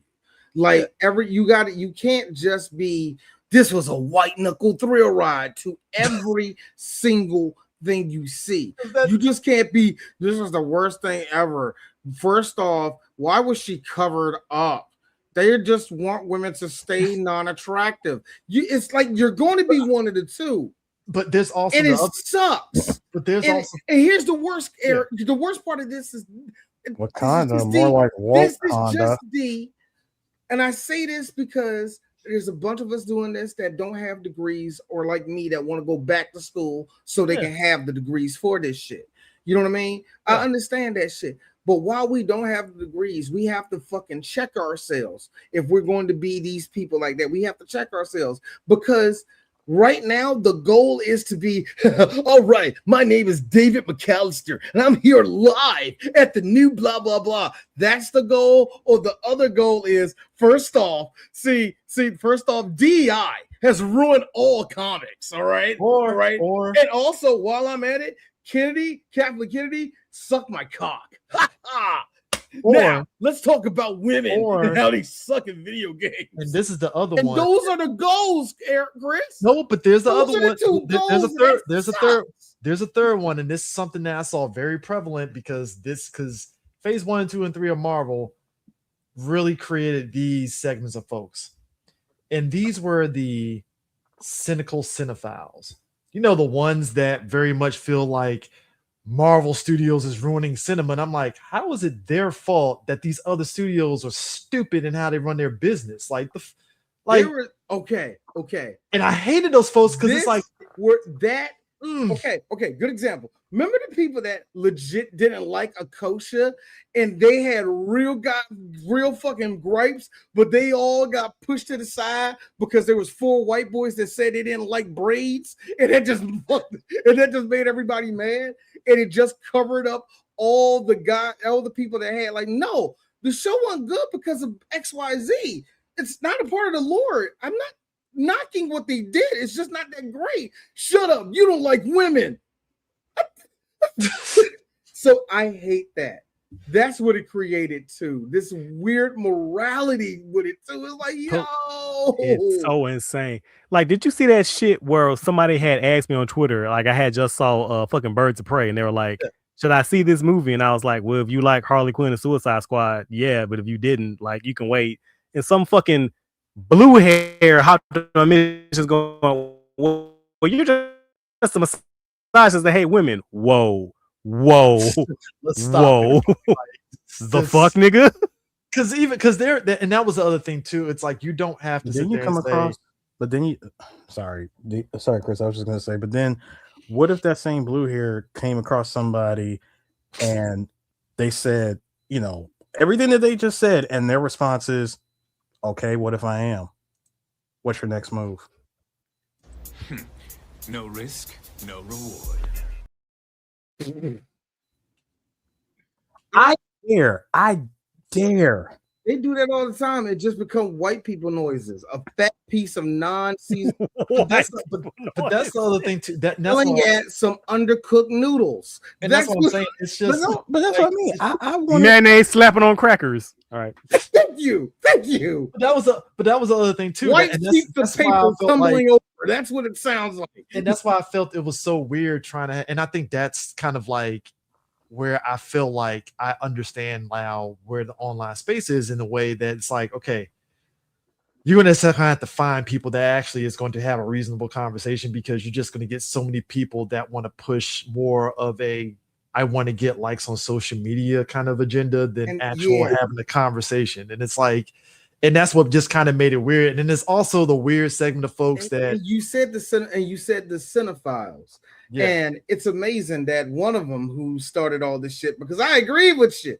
I think saturation of one genre in fucking Hollywood is fucking damaging. And that's the reason why a lot of the steam that the MCU had evaporated by the time they got to phase 4, in my opinion.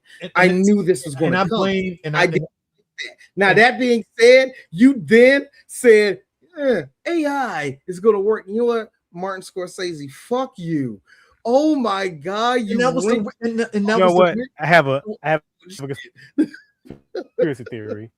I think he's just saying that shit because he's tired of Marvel. He wants the shit to burn. He's like, you know what? I'm crashing this ship. No survivors. This man was in a Star Wars movie. That is the most boomer thing he could do, too. Yeah, that is the most boomer thing he could do. That was the shit. Take the wheel and go into the crowd. You're right. I hated the fact that I was always of the school of thought that I liked what Marvel Studios is doing. They were unique because they're the only studios that they're in the business of just making comic book movies. So they're in their little corner, right? Especially when we knew in phase 1, the greater Hollywood was looking at the MCU like, this bullshit ain't gonna fucking work. So let's go back to what we're doing. And as soon as Avengers made $1.5 billion, every other goofy studio tried to mimic Marvel Studios, and it fucked everything up. And like you look at them trying to do the Universal Dark Universe, saw how that shit crashed and burned. You know, and it's and that's why I kind of understand people feeling jaded. You know, if I had a time machine, just being very jaded about like time. What you say? Because if I had a time machine, I mean, but that's the thing, and that's the thing. It's like, it's like I get this people shit gotta go. It's like I get why people felt jaded on the MCU and shit and stuff. But I was like, guys, is your problem the MCU, or is it just the fact that the Hollywood system, all these Hollywood studios are mimicking the MCU? Because it came off way more like, oh, you're pissed off that every other studio thought they could be the MCU and it ruined movies for you, which I get. Well, CJ, what if it's like, what if my problem is all of it for you? And I feel like two things can be true. Like, what if it's all of it? Because it's like one studio isn't like at fault for every other studio just mimicking, because it's capitalism. Let's just be real. That's all it is. At the end of the day, it's fucking pure capitalism. It's like, oh, this studio made a lot of money, so I want to make a lot of money too. And it's like, guys, you learned the wrong lessons from this. But you're not good at it. You're not good at it. I'm gonna piggyback off you. Ahsoka needed the fight choreographer from the Kenobi. Yeah. I would say all those shows needed the fight choreography from the Acolyte, and they all needed the writers from Andor. Like I said, you're not good at it. And that's the thing. And that's why, like, it's like funny how where Black Panther kind of sits at, it was sitting right at the end of the MCU, going in Infinity War and Endgame, and it kind of encapsulated what was happening at that point. And like I said, once you get to the future, it's kind of like, yeah. And maybe this is, and I mean, let's be real. The MCU is literally like any franchise in our lifetime. They're going to go through different ebbs and flows. So if the MCU has to be on the downturn, okay, that's just what the fuck it is, because shit ain't going to be on top all the whole time. That's come on. They need to find a way out of that valley real quick. I mean, look. All of us in here were alive when Turtles was at its lowest of low point with Teenage Mutant Ninja Turtles 3. Woof. Okay. Turtles 3 was a cash grab, and you're and because time is a circle. And time is a circle, we're right back there. Chris, your highlight from that was it's hammer time. I mean, that is my favorite go back to moment for Turtles 3. You couldn't name a single other thing, like single other moment from that movie, except for it's hammer time. Sue, unlike the folks that claim to watch Yu Yu Hakusho and only know the opening theme, at least I remember Turtles 3. At least I can remember some stuff from that movie. Chris, I'm pointing directly below. That right there is hell, and that's where the bar is. Okay, it's down there. Us refined Ninja Turtles fan knows it for one reason. It's like Elvis in Hawaii.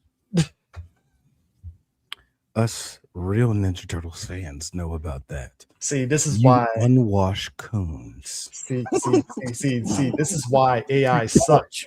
See, this is why AI sucks, because AI would never write that fucking line. That's a human being that said, "Fuck it, cowabunga it is. We're gonna have Master Splinter say this shit." A Gen X line. I gotta respect the writing skills on that. But AI you know can what? never. But you know what? I accept Gen X writing over current millennial writing. Yep. Just two white guys in a room, two white guys in a room, 2 lines of cocaine, and they got a weekend. That's it. We ain't got to get a whole room of writers. They gonna hammer out. Okay. You just told us Pauly Shore and Stephen Baldwin, dude. We got a whole fucking movie, man. So they're in the army, right? I will say this though. That's what I'm saying.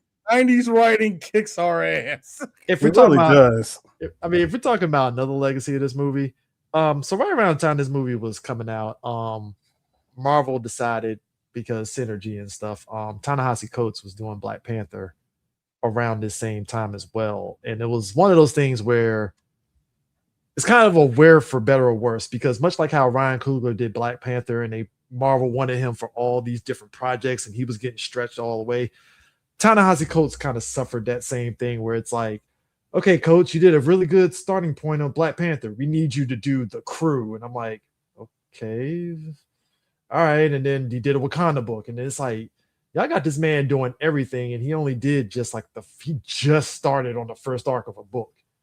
I always felt that was just, I feel like he didn't say no. But also, it felt like that was under his contract. I don't know. I don't know. It was strange, like man. It was a combination of two. You could have just said no, nigga. Hey, look, man. It's like this. I mean, hey, look, don't get mad at him. Coates really thought he had E85 in the tank. I mean, look. He had books. They ain't got shit to do about a dude in a cat suit.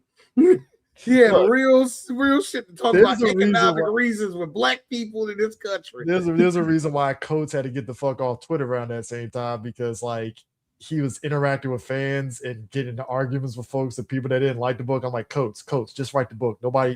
Just go. And I'm glad he just said fucking deactivated Twitter, because I was like, come on. Could you imagine Coates dealing with like current year Twitter? No, he was dealing with his own black folks. He got approached by so many white women telling him, why are you so afraid to put white faces in Black Panther?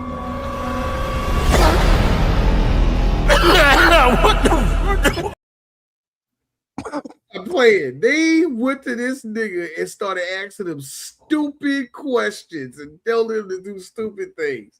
I hated it so much for he had to go. It was one of the things like, bro, we need you doing something else. We need you doing something else. Doggone, you got rid of it. Never mind. What was it? What was it?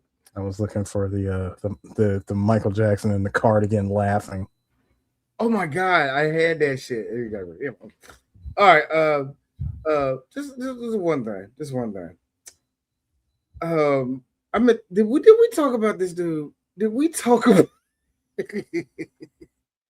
Did anybody talk about how the strength of the Black Panther? Thank you. This is the one thing I have to say, and it's like the only real thing I have to tell. What's with these accents? It's like they all from a different part of Africa. Hey, look, Forrest. I saw you. It's like they're all from different parts of Africa, and those different parts of Africa are in America. You see, D, that symbolizes the 5 tribes coming together in the diaspora of the black people of Africa united under one nation. Whitaker. You know what, Prime? if one person had like a Swahili that was like talking like Swahili, one nigga was like Latimer, like a Jamaican nigga. You got one nigga from like Detroit or something. That's what You know what I'm saying? Council You got the was. British nigga. Look, you let Wilson. No, Wilson Duke's American. But you know what I mean? You get all get out nigga. Daniel Kaluuya. Yeah, let him use his British accent. If we did some Tekken shit where everybody was bilingual, that would have fucking rocked. Yeah, it would have made no sense for Wakanda, but they all speaking black, or they're speaking some type of Creole. That would have worked to me. I'm just saying, but whatever. I would like to point out that during the tailgate parties and and the rollout for this movie, they called it family reunions. Yeah, the family reunions, the cookout, whatever. Yeah, the family reunions, the cookout, black stuff, whatever. My thing is, everybody that came together, whether they wanted to dress up as, like members of Wakanda or just straight up Africa, or let's be real, y'all really just thought that y'all was just invited, that this was a legit cookout and we all family to Cut and Pete, right? Y'all showed up like y'all was members of Zamunda. Yeah, there was a lot of that was part of the diaspora. Y'all forced y'all forced that crossover so hard. Eris, look, enjoyable. Eris, if we can cross that Zanzibar land is a real place, and that during Iron Eagle,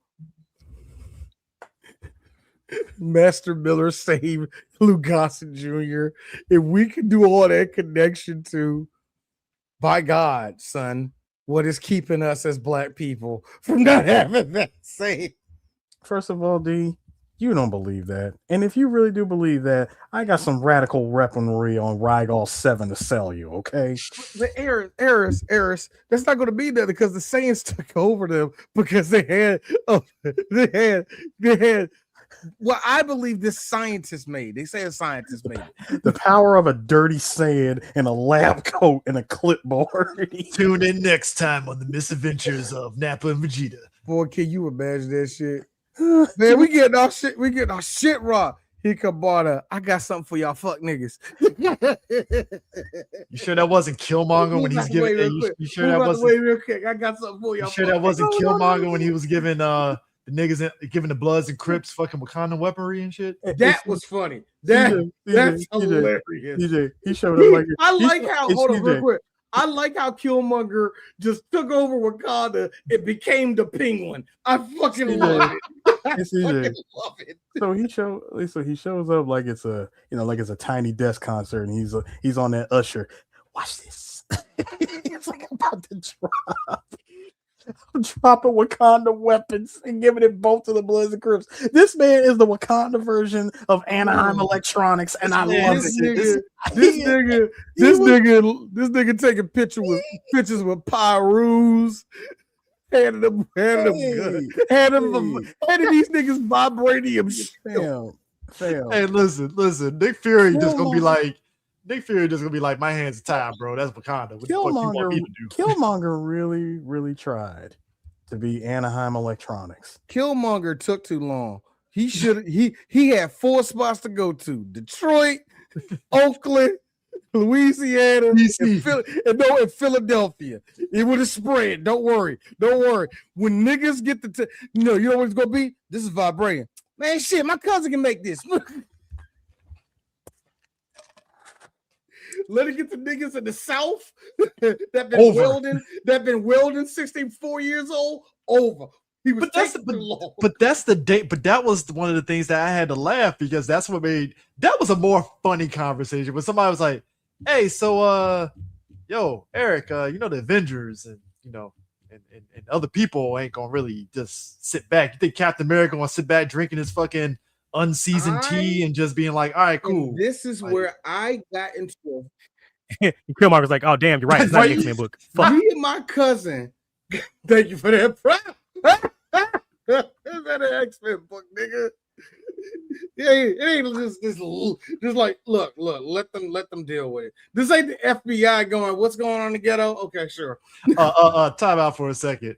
I want people to understand that event where it was bashing the Sentinels versus the X-Men on Alcatraz and how Iron Man, Reed, and them were like, I think they got it. They got it, right? Boy, good, right? That was so funny. They on the fucking Golden Gate Bridge fighting. Here's Steve. Why we show up so late? No, I hate who the fuck drew. Jim Lee didn't draw. I forgot who drew that whole shit.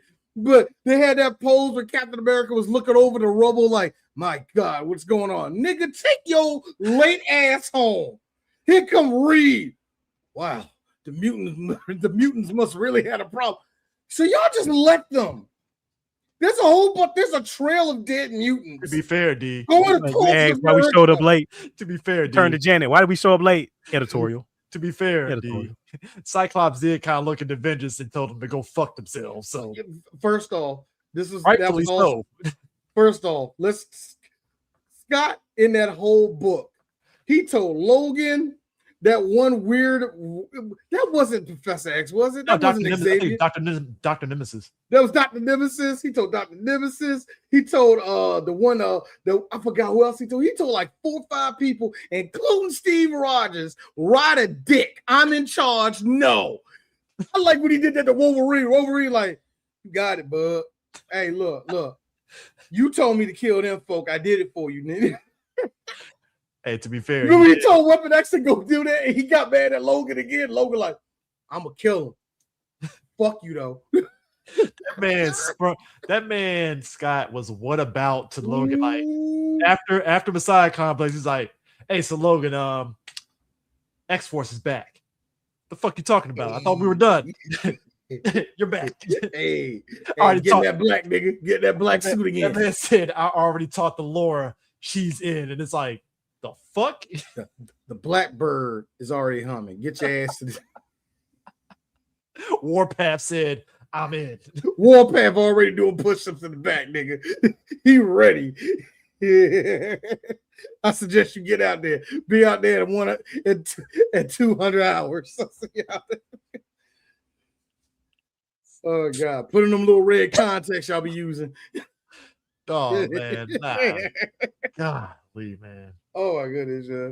This movie, man. But I think ultimately the legacy of this movie is going to be good. And like I said, I think if people are really honest with themselves, they can kind of talk about the sort of highs and lows and stuff and really kind of take sort of an understanding of just the significance of it, but just also how much it did kind of tee up even the shit that we see now.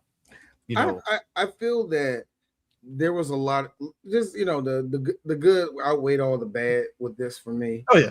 And I had, like I said, Cyclops wears Timberlands, black. Yep. Timberlands.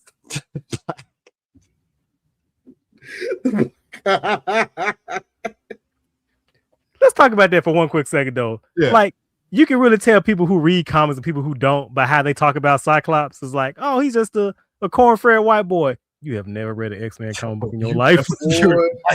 You have never picked up an X-Men comic book in your entire life. I'm so sick of how prissy he is. I keep telling my wife says that constantly, like, baby. I keep on telling you, the Cyclops has had so many more. That don't count, nigga. That's the comics. That's the only thing that actually supposed to. My wife does it on purpose, by the way. She just really don't want to get the only thing that's supposed to count. She really don't want to get that nigga his powers, yeah. Oh my God, man. But it's just I think that's really what it comes down to. It's just, like I said, people just, talk about it and just really see the impact. Because like I said, at the end of the day, it did a lot for folks. And like I said, it's a shame that I will appreciate that Disney said, all right, you know what? We're going to give Ryan Coogler a shot at this. Because they could have rested on their laurels and just got a veteran black director to do this and just did whatever. But I appreciated that this movie did have a lot of people black behind the scenes and in front of the scenes in a way that you had to. Because I don't think you could get a white person to kind of do certain intricate stuff that you needed a black hand in and stuff. Because even if you do get a white person doing it, it ain't gonna have that. It ain't gonna hit the same as when you have a black person kind of at the helm on certain things. Much like what was that movie that we was talking about? It was actually Malcolm X. Yeah. When they wanted I forgot the other Jewison to do the movie. Yeah. And Jewison himself was like, I think you should get this to Spike Lee. Yeah, like every now and then, white Hollywood themselves is like, whoa. It's a little bit too black. Get a black person to do this. Yeah, like and so I mean, look, I think we might fuck this one up. Give this to a black person. And Coogler, if it's bad, look, if it's bad, we act like we had nothing to do with it, and that's what they do. I hate. We know the jig, Hollywood. We ain't stupid. But I do appreciate like this movie did kind of put Ryan Coogler on in a way that set him on his path of putting him in a position that we see with Sinners in a significant way, because doing this type of movie with Black Panther, it raised certain directors' cachet that were starting out. Like, good example of that, another person who was also on the come up right around with Coogler, Chloe Zhao. Chloe Zhao did Eternals. Feel how you feel about Eternals is whatever, but it opened a lot of doors for her in a significant way to where now her and Coogler got 2 movies. Their movies were going back to back for Best Picture at the Oscars recently. And that's because of just the opportunity to do a big blockbuster that kind of turned heads in ways that made people like, hey, maybe we need to pay attention to this director that probably, if they never did these movies, they would have got ignored. I thank God that at that same time, that's when Gary F. Gray was actually finally getting his every white, at least white folk were finally recognizing who he was. Now, yeah, granted, he was on one of the directors that got on for Fast and Furious. Yeah, I mean the Fast series. He was on the Fast 8. It was Fast 8, right? Yeah, Fast 8. Yeah. He was on that, and of course, he did Straight Outta Compton, and finally, it just got around to where he got a recognized name. Here's the sick part. At least for him, he had to wait a little bit longer for one main reason. It wouldn't be until about, I would say probably a little bit, not too long ago, the consensus was Friday. Oh, that's an American classic. Like, no, flat out, directors look at that movie and being told how you space out, you pace your movie and all the rest of that. Even the normal camera work that he did, which wasn't hot camera work, it was all solid. All of that shit is studied by people. And it's and everybody considered it one of the greatest American movies ever made. And yeah, granted, it probably didn't really get that notoriety until almost 30 years later. But that's what put Ryan Coogler over. He always had constant success. And the same thing for Ryan. I think he just got lucky that this was $1 billion movie. Oh, yeah, that raised his cash. Because he was on Creed, I think he was already on that road anyway. This just threw him over. You know what I mean? This just clearly threw him over. Only thing I will say about Ryan is I don't think he's that great. But I will not take away from that scene in Creed where you're going into the locker room, you circling them two, they're having a little speech, they go out to the ring, all one. Oh, fuck you. I love that. Yeah, I mean, like Ryan, that was one of the best shots ever to me. I loved it. And I mean, I think that's the thing, because like even in this movie, he puts a lot of his spin. He's from Oakland, so like all the Oakland stuff is prevalent, especially with Killmonger's character. I roll my eyes at that because it's like only for what reason? It's like that's of course that's the first thing the black niggas are going to do as a director. This takes place in Detroit, where I'm from. Yeah, so you know what I'm from DC, so you gotta take place here. Yeah, you know, I'm from Atlanta, so you know he out there from Decatur. I mean, it's always like you can tell where somebody's from just by who's the director. Oakland stuff is prevalent, but like I said, he reps it. You know, I get it. You know, and I'm actually glad it was Oakland. I'm glad it was a black city that wasn't the normal New York, Atlanta, Chicago. You pick one that's actually very important because of the whole thing. And this is the other thing. The only one thing, this is the last thing I will say that actually irks me about the movie. Much like a Kendrick Lamar song, all of you niggas sat down. You see, the reason why they're in Oakland is because the Black Panther Party and yada yada is. the reason why they chose that sundress that she's wearing, because that comes from a Maya Angelou poem. And I ride. Oh, that got on my nerves, and they got worse on Wakanda Forever. I tuned it out. Oh, they were worse with that. I tuned it out because la di da da, slob on my knob. I hated all y'all niggas for that. Man, this doesn't need to be on here. I didn't say that. I was fine with it. It's funny. Don't get it twisted. Somebody was like, man, they can't be having this weird stuff on no Disney track. And this is when D bounced out of it because I was enjoying it. Here comes that one goober. DC could never. Here y'all go with that bullshit. You know what was funny? Enjoy something. Look, Dora Milaje loved it, loved everything that the presence and all that stuff, right? You know what I hated? When they did that goofy ass, what I call nigga art, Wonder Woman facing off against a Dora Milaje. I'm like, Wonder Woman would kill this woman. What are we doing here? Everybody said the same thing. Why are you setting that black woman up for defeat? What are we doing? Do you know who Diana Prince is? There's this thing that my dad told me a long time ago. Everybody's gangster, son. Oh, you from the country. Oh, yeah, you about to find out. Oh, you a big city boys. You can't wrestle with no big horses like me. All right, he finna find out. Everybody's gangster from every corner of the world, son. So don't hit this shit because you big, bald, and you got muscles and you a sister. You can roll up on Diana of Themyscira and say, you're not going to move me. She's going to say, I don't know you, first off. And you're going to be that way. Stop this shit, y'all. I hate it when people did the fucking thing with Luke Cage and Superman. I'm like, are you trying to get Luke Cage killed? Why are you going to do that to Luke Cage? Man, Luke going to get one punch off. Shut up. It's going to be like fucking Old Boy and Invincible when he beat the dog shit out of fucking Old Boy. Homeboy did this. I mean, when Battle Beast came in and went full Negan on no. I'm talking about recent when what's his face? The other Viltrumite. What, Thrag? Took that punch. Yeah, Thrag took the punch from fucking Mark and stuff like. Okay, what was that? That's Luke Cage and fucking Superman. What are we doing here? It is Goku. It is Goku putting up a finger. Ping, ting, ting, ting. Stop, dog. Stop this shit.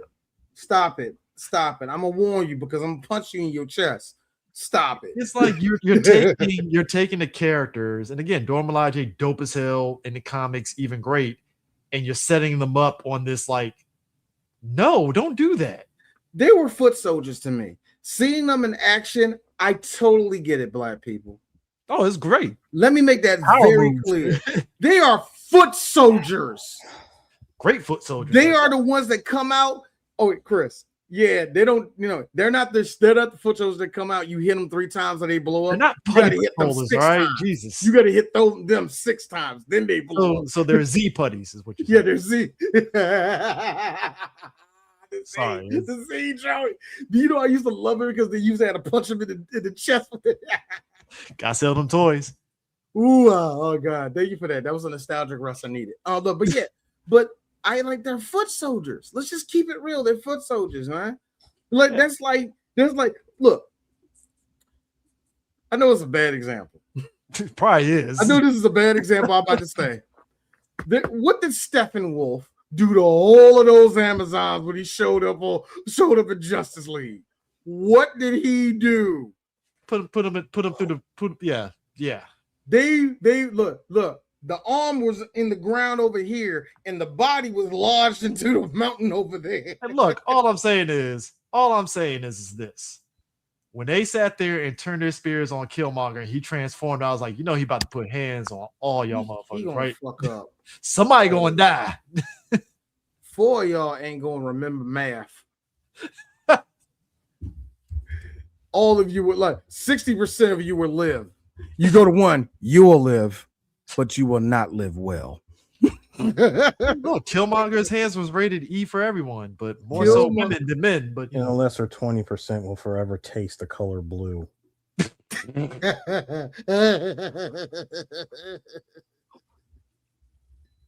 I love it. Blue, bro. Don't ask why. It tastes like copper every time I eat.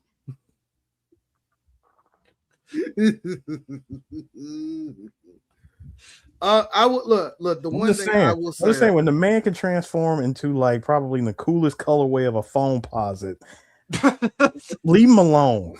I will say this: that scene sucked ass, but this was magical.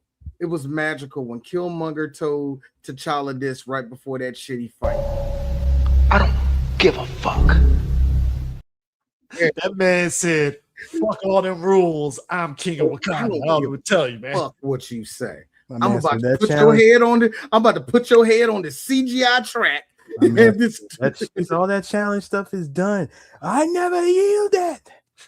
Okay, these Shaw 3 Black Geeks. First of all, hey T'Challa, you got seismic tossed off of a cliff. No, sir. He got the also these Shaw 3 Black Geeks. Mr. Michael B. Jordan, as a fellow geek, I have to say this. Say that line again. You sound like a fucking nerd. Say that line again, nigga.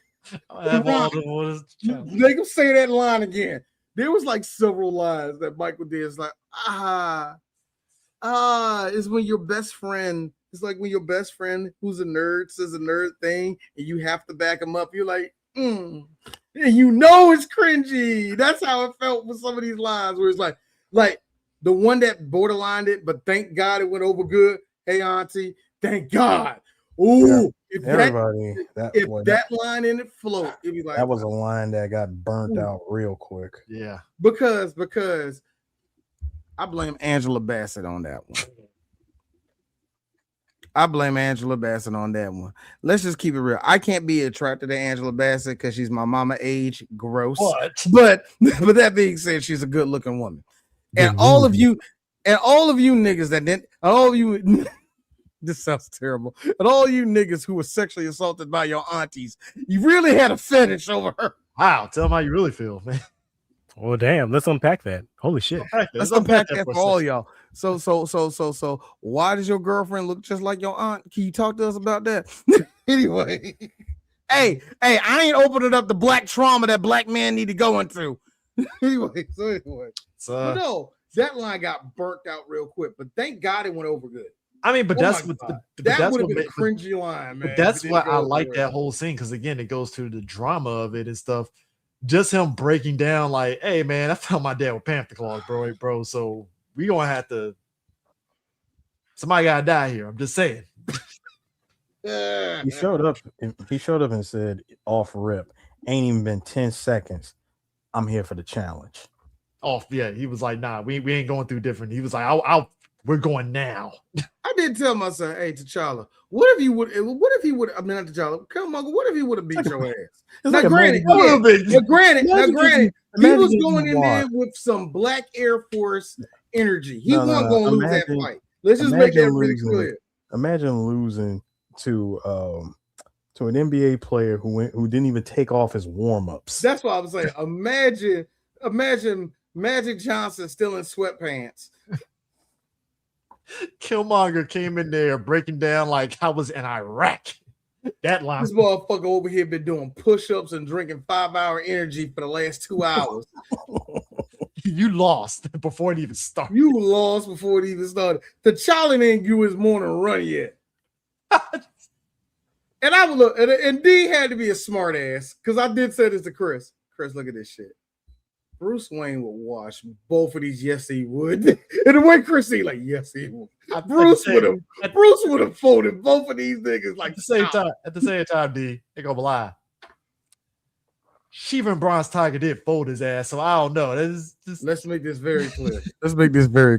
I'm gonna say Batman has been steamrolled. At his head, what y'all talking about? This is the thing. Like, look, let's keep it very clear. I did say Batman can beat both these men. Let us not overlook the loss record that Bruce Wayne has. These are significant losses that we need to talk about. Like you said, Oroku Saki fucked Sir, let's get a couple things in Oroku order. Saki hopped off of that metal pipe and went this. God so damn. Let's get a few things. Ain't gonna lie. Bruce hit the invincible. Wait a minute. Hold up. Wait a minute. Wait a minute. Nah, wasn't that Godzilla versus Kong? Hold on, buddy. No. Like, hold up, champ. Hold up. I just need to tell you something. There's somebody calling you a bitch. It wasn't me. He shouldn't have said that. I can't. I told him I got your number. I can't right away. Told you. I told man, you. Look, I told you. You stay over in that hood. I'm over here. Why are you in this? Jackson, why? he's got a gun. Ain't gonna lie. I think I was in that. Why are you here? Hey, the first time when I was in that first screening for Black Panther, when I saw fucking Killmonger put boots to ass to T'Challa, I was like, hey, dog, you know what? I dig this. Turn this up. Let's go. When I said that if you come back here again, it's on site, I meant it. Listen, and then no warnings. As soon as Forrest Whitaker put that fucking spear down, I was like, oh, you poor sweet man, you are dead. You really thought that you was going to smooth over Killmonger by saying, talk this out. No, by saying, it's my fault. I let it happen. I apologize. Yeah, I guess I'll take that. Shiv. No, I'm like, hey man, game is a game. All right, fellas, let's go down there and tell all these black women that they have a period. They are naked. No. Put that picture back up. Hold on, put the picture up. The manosphere stare. So here's what we're gonna do. We're gonna say it as loud as possible. Your pH levels is off. Yeah, they're gonna hate that shit. Also, let's say take off the bonnets. 1, 2, 3. Yeah, you know. No, Dan, burn. No, we just burn the bonnets. You know, Dan Kaluuya is ready to say that shit.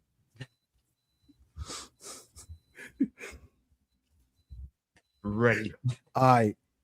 So at the count of 3, y'all. I can't even do it. Fuck. At the count of 3, y'all. At the count of 3. We're gonna go down there and tell these women. No, all right. All right, y'all. So we all got the plan. We're gonna go out of town with our girls, and we're gonna take a long time to get to where we go to. What in the meantime, we play Kevin Samuels the whole time. Passport Bros. Passport Bros. Break. Passport Bros on 3. Hey, excuse me. Hey, Eris, did you say that you from Japan? So how many girls you got out there? Just one? You married? Hey. Okay. Like, this isn't really necessarily. No. Then what am I like? What else was I supposed to do? Look, Eris, they walk away. You're like, wait. So are they done talking? Oh, they're abusing a single black girl. Okay, cool. Is it plot hole that Killmonger's here? You ain't shit. Oh, they're abusing a black woman. I'm gonna let that go. Like, hey, chick, you should have ran. Sounds like a black Israelite thing to do. That's all. That's not fair. Killmonger is just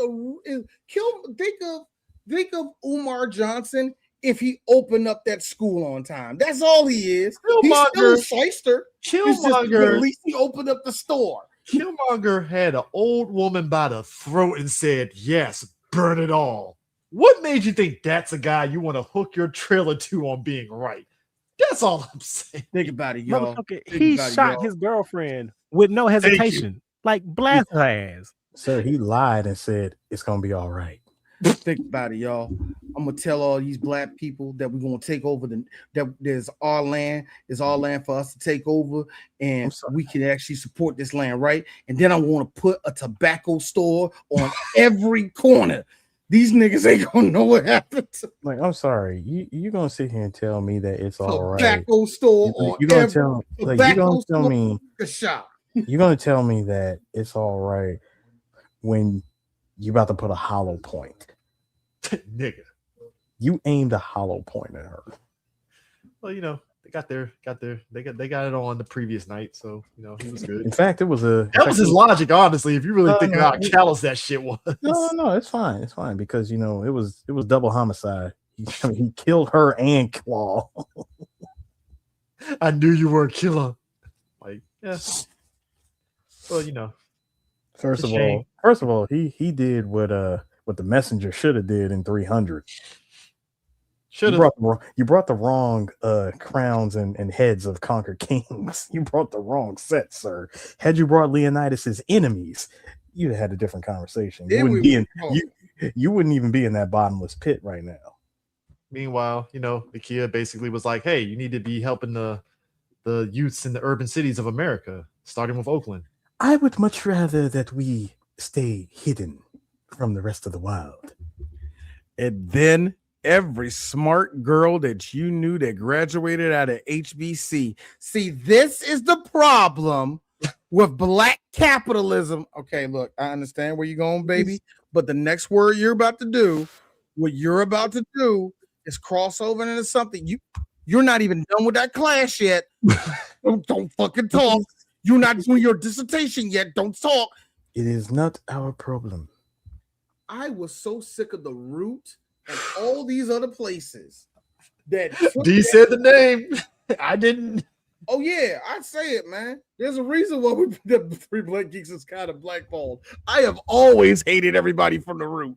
Each and every one of you niggas that I went to Hampton, I went to Fisk, I went to Morehouse with honors, and y'all can't write a fucking article without Wikipedia helping you. I don't like none of you. Anyway. But that was a performing conversation. It's like, I get it, but it's like, God, chill. Like, I get it. And I get it. There is something to be said when the black people with power like that don't use it the way we want to. And I think that's a real conversation that black people, we're almost there, that we're going to have a big conversation about it. Hey, rich niggas, what the fuck, man? We're going to probably, I don't know when black people, we're going to get to that point where we start having conversations like that, but it's getting close. I know it is because like I said, our generation, we're all about how we're trying to coincide and thrive together. Yeah. That's our whole, I know that's the goal really with black millennials and Gen Zers. We're like, look, y'all, we all getting therapy. How you doing, Nakia? I'm doing fine. Narcissist, see, bitch. Look, this is the shit. Like, hey, go ahead. That's what black people here right now. We're trying to talk to each other. Nah, but that's why, like, when you say we were doing Black Panther and stuff, I was like, I never wanted to go about it in like talking about the scenes everybody want to talk about, because I think there was a larger conversation, and I'm glad we're actually talking about it, because it's like, I just no need to glaze. Yeah, and that's the thing. When it comes to these really, really good movies that we have, when it comes to the good movies we do, we at 3BG do not like glazing. We like to have a conversation about it. Yeah, doesn't mean we hate it or anything. It's just like, no. And especially when they're movies that are aged. This movie is about to be 10 years old. Yeah. You know what I mean? It's close to 10 years. But when you're dealing with a movie that had time to breathe, especially blockbusters, I think there's more of a conversation than there is. Okay, so the next scene, blah, blah, blah, blah, blah, blah. Eris, I got a question. When it comes to Black Panther, what was your favorite? There's a lot more to talk about, especially in this case, because this meant a whole lot to Blur culture. Needed this movie to work.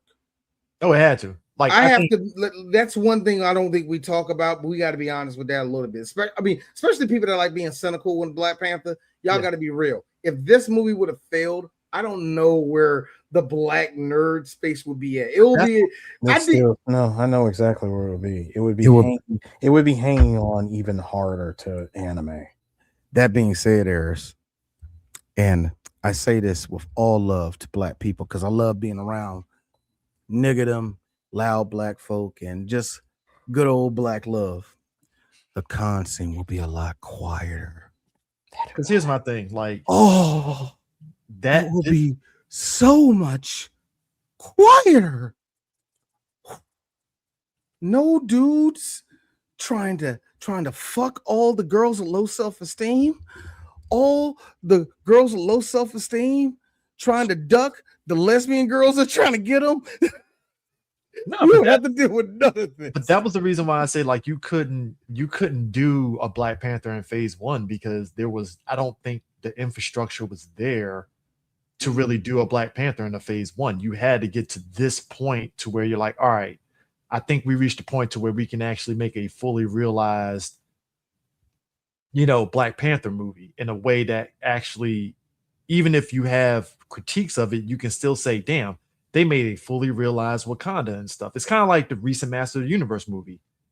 Canon Films try to do the shit on a fucking shoestring budget, and it don't work because you're not giving us a fully realized Eternia and He-Man.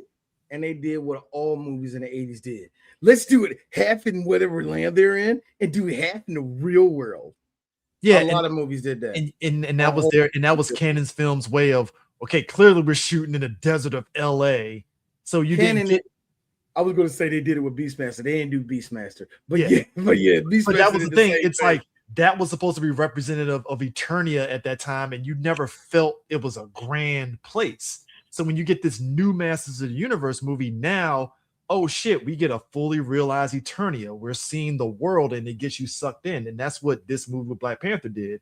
We never knew what Wakanda looked like because the early phases of the MCU, you really couldn't get a vision per se of what does that look like. And in some case, and I think in a weird case with not just this, they did the same thing with Asgard. Yep. They had to really make Asgard look real because remember in the first movie they only did bits and pieces. When it came to Dark World and it came to Ragnarok, they had to make that all of Asgard, that whole realm a lot bigger. So yeah, I think they had I think with Wakanda, you see a lot more in the second movie, but if the second movie feels like everything is CGI. At least in the first one, yes, CGI, but at least I believe there was dirt on the ground.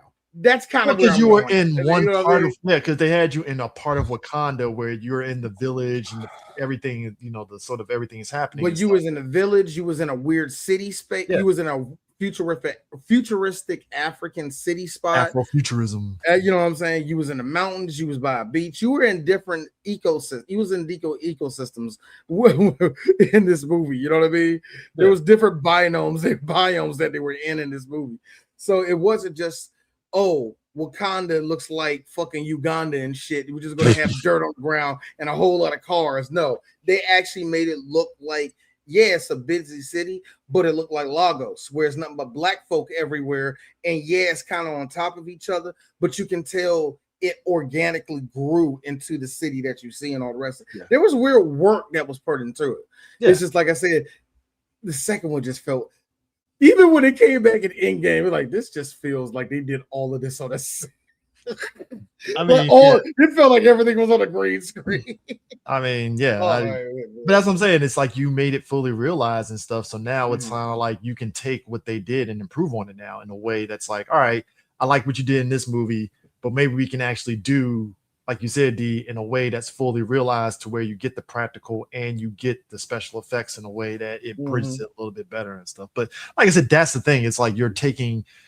I think a couple of years from now, when people do those revisiting of this movie, I'm hoping it. I mean, I'm holding my breath on that, but I'm really kind of curious on what the conversation is going to be beyond just the usual, hey, glazing and that kind of stuff.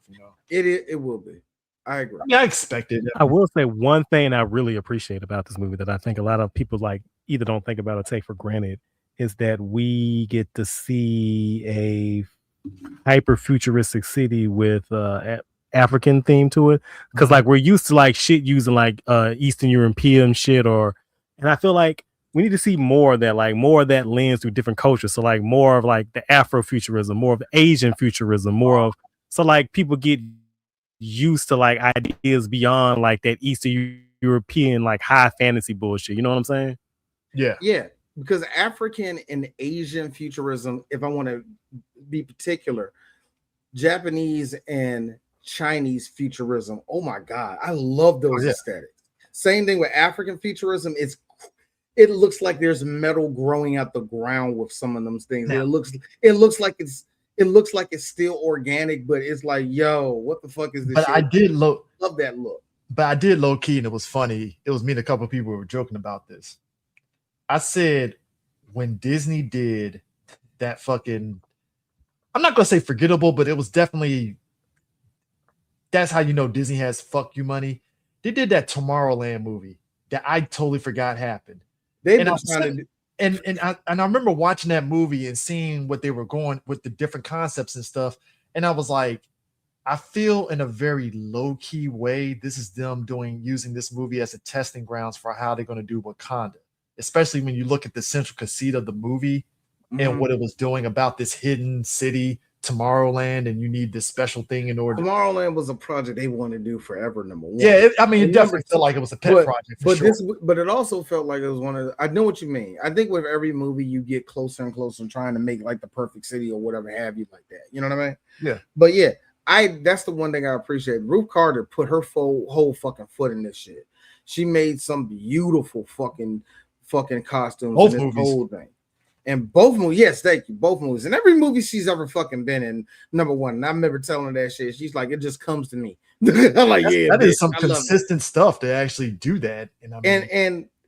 But what she told me was going into this movie, it was more of we have to take pieces from different places, not just what Marvel gave them, but they really literally had to go to what section of Africa are we saying that Wakanda takes place in? Well, if that's the place, what cloth do they use? What's the normal style for everybody? So, and how can we make this futuristic? She said that was the harder part. How can we make all this look council? But this is where the Disney fuck you money comes in. She had other people coming in, like different artists give their little look on it, and it's up to her at that point what we're going to use, what set, and all the rest of that shit. So yeah, there was a whole fucking process to it, and I agree. It's one of the best looking, just design wise, one of the best looking in the whole period of the whole black movie. Because you had to. I feel this is one of those things, like you said, this is the movie that it had to work. It had to fucking work with all the effort that they were in. So, but yeah, I think it's Black Panther, Yep, that's Black Panther. I wanted to. I waited. Sorry, I waited for this. I wanted to just say, if there's one thing that I want to acknowledge about this movie in particular is Chadwick Boseman. And yes, it took 3 years, but Chadwick Boseman got what should have went to John Boyega. I see what you mean. You know what I'm talking about. I see what you mean. And yeah, and I'm just saying, like, what his impact as Black Panther is what should have went to John Boyega for The Force Awakens. Off of that, again, off of the trailer that we saw. Yeah, I don't want to talk about it. No. I mean, we talked about everything else. Do you go ahead? I don't get it off your chest. Look, no, I don't. Because Eris, don't get me started. We're it's about to be 12. We're not going on. I'm not. Also, and I will say this: we're doing the prequels probably a month or so from now. So all I'm saying that's going to start the ball to the inevitable. I don't fucking want to talk about the last 3 movies. Why are you forcing me to that, Eris? Yeah, I don't want to talk about them because we were lied to. We weren't lied to, but I understand also. Yes, we were. Chris. Yes and no. We were lied to. We were lied to, but here's the thing: I would have let it go. But the second those 2 found Benicio del Toro, I was like, "It's over, isn't it? It's over, isn't it? It's not." I would have been forgiven. I would have been forgiven. I would have been forgiven. All of it. But by the time they got to that janitor, casino, when they got to the casino, oh God, you later than me. You later than me. Because when he was fucking janitor, I lost my shit. I was like, how fucking dare you? And the moment we were in that Mojave Desert, and I saw that white forehead for longer than 5 minutes, it was over. Look, it really was over. I'm not in that. I am not in that way of It really was. I get it. It really was a lie. You had the perfect setup. Here's the thing. But again, I'm glad it went to No, Chadwick. no, That's all I'm saying is that I'm glad that we got it with him. I'm glad that it went to Chadwick. And I'm glad that it was him that had the legacy. Here's the one thing I will, and this is the last thing I will say. I do feel bad for a lot of kids. My kids were a part of it. Yep. My kids had the luck of seeing Kobe Bryant, knowing who Kobe Bryant was. When they finally seen him, they seen him on his last year. And I remember my oldest son was like, who's that? Who's that? Like, why everybody talking about him?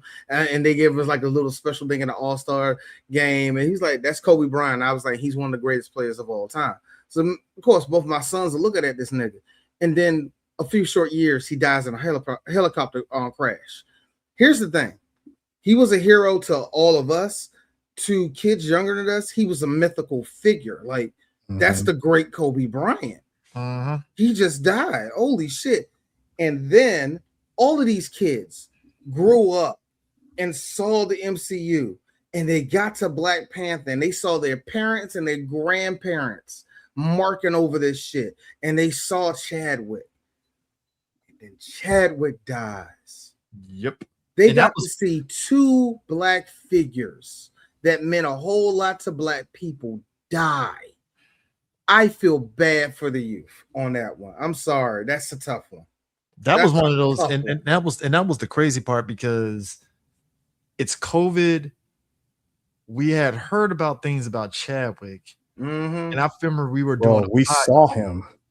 Yeah, we saw. CJ, when you and I saw him, we thought, oh, like he was dropping weight for a movie, like must be for a movie. Yeah, he had no idea that he looked tired as shit doing that Wakanda Forever. Hey, listen, he was in good spirits, but yeah. You know. Yeah. I'm sorry. Like, yeah, man, he looked tired as shit doing Wakanda Forever. A week later, oh shit! What? I think I got some. I'm sorry. Pictures. What stage cancer? Look.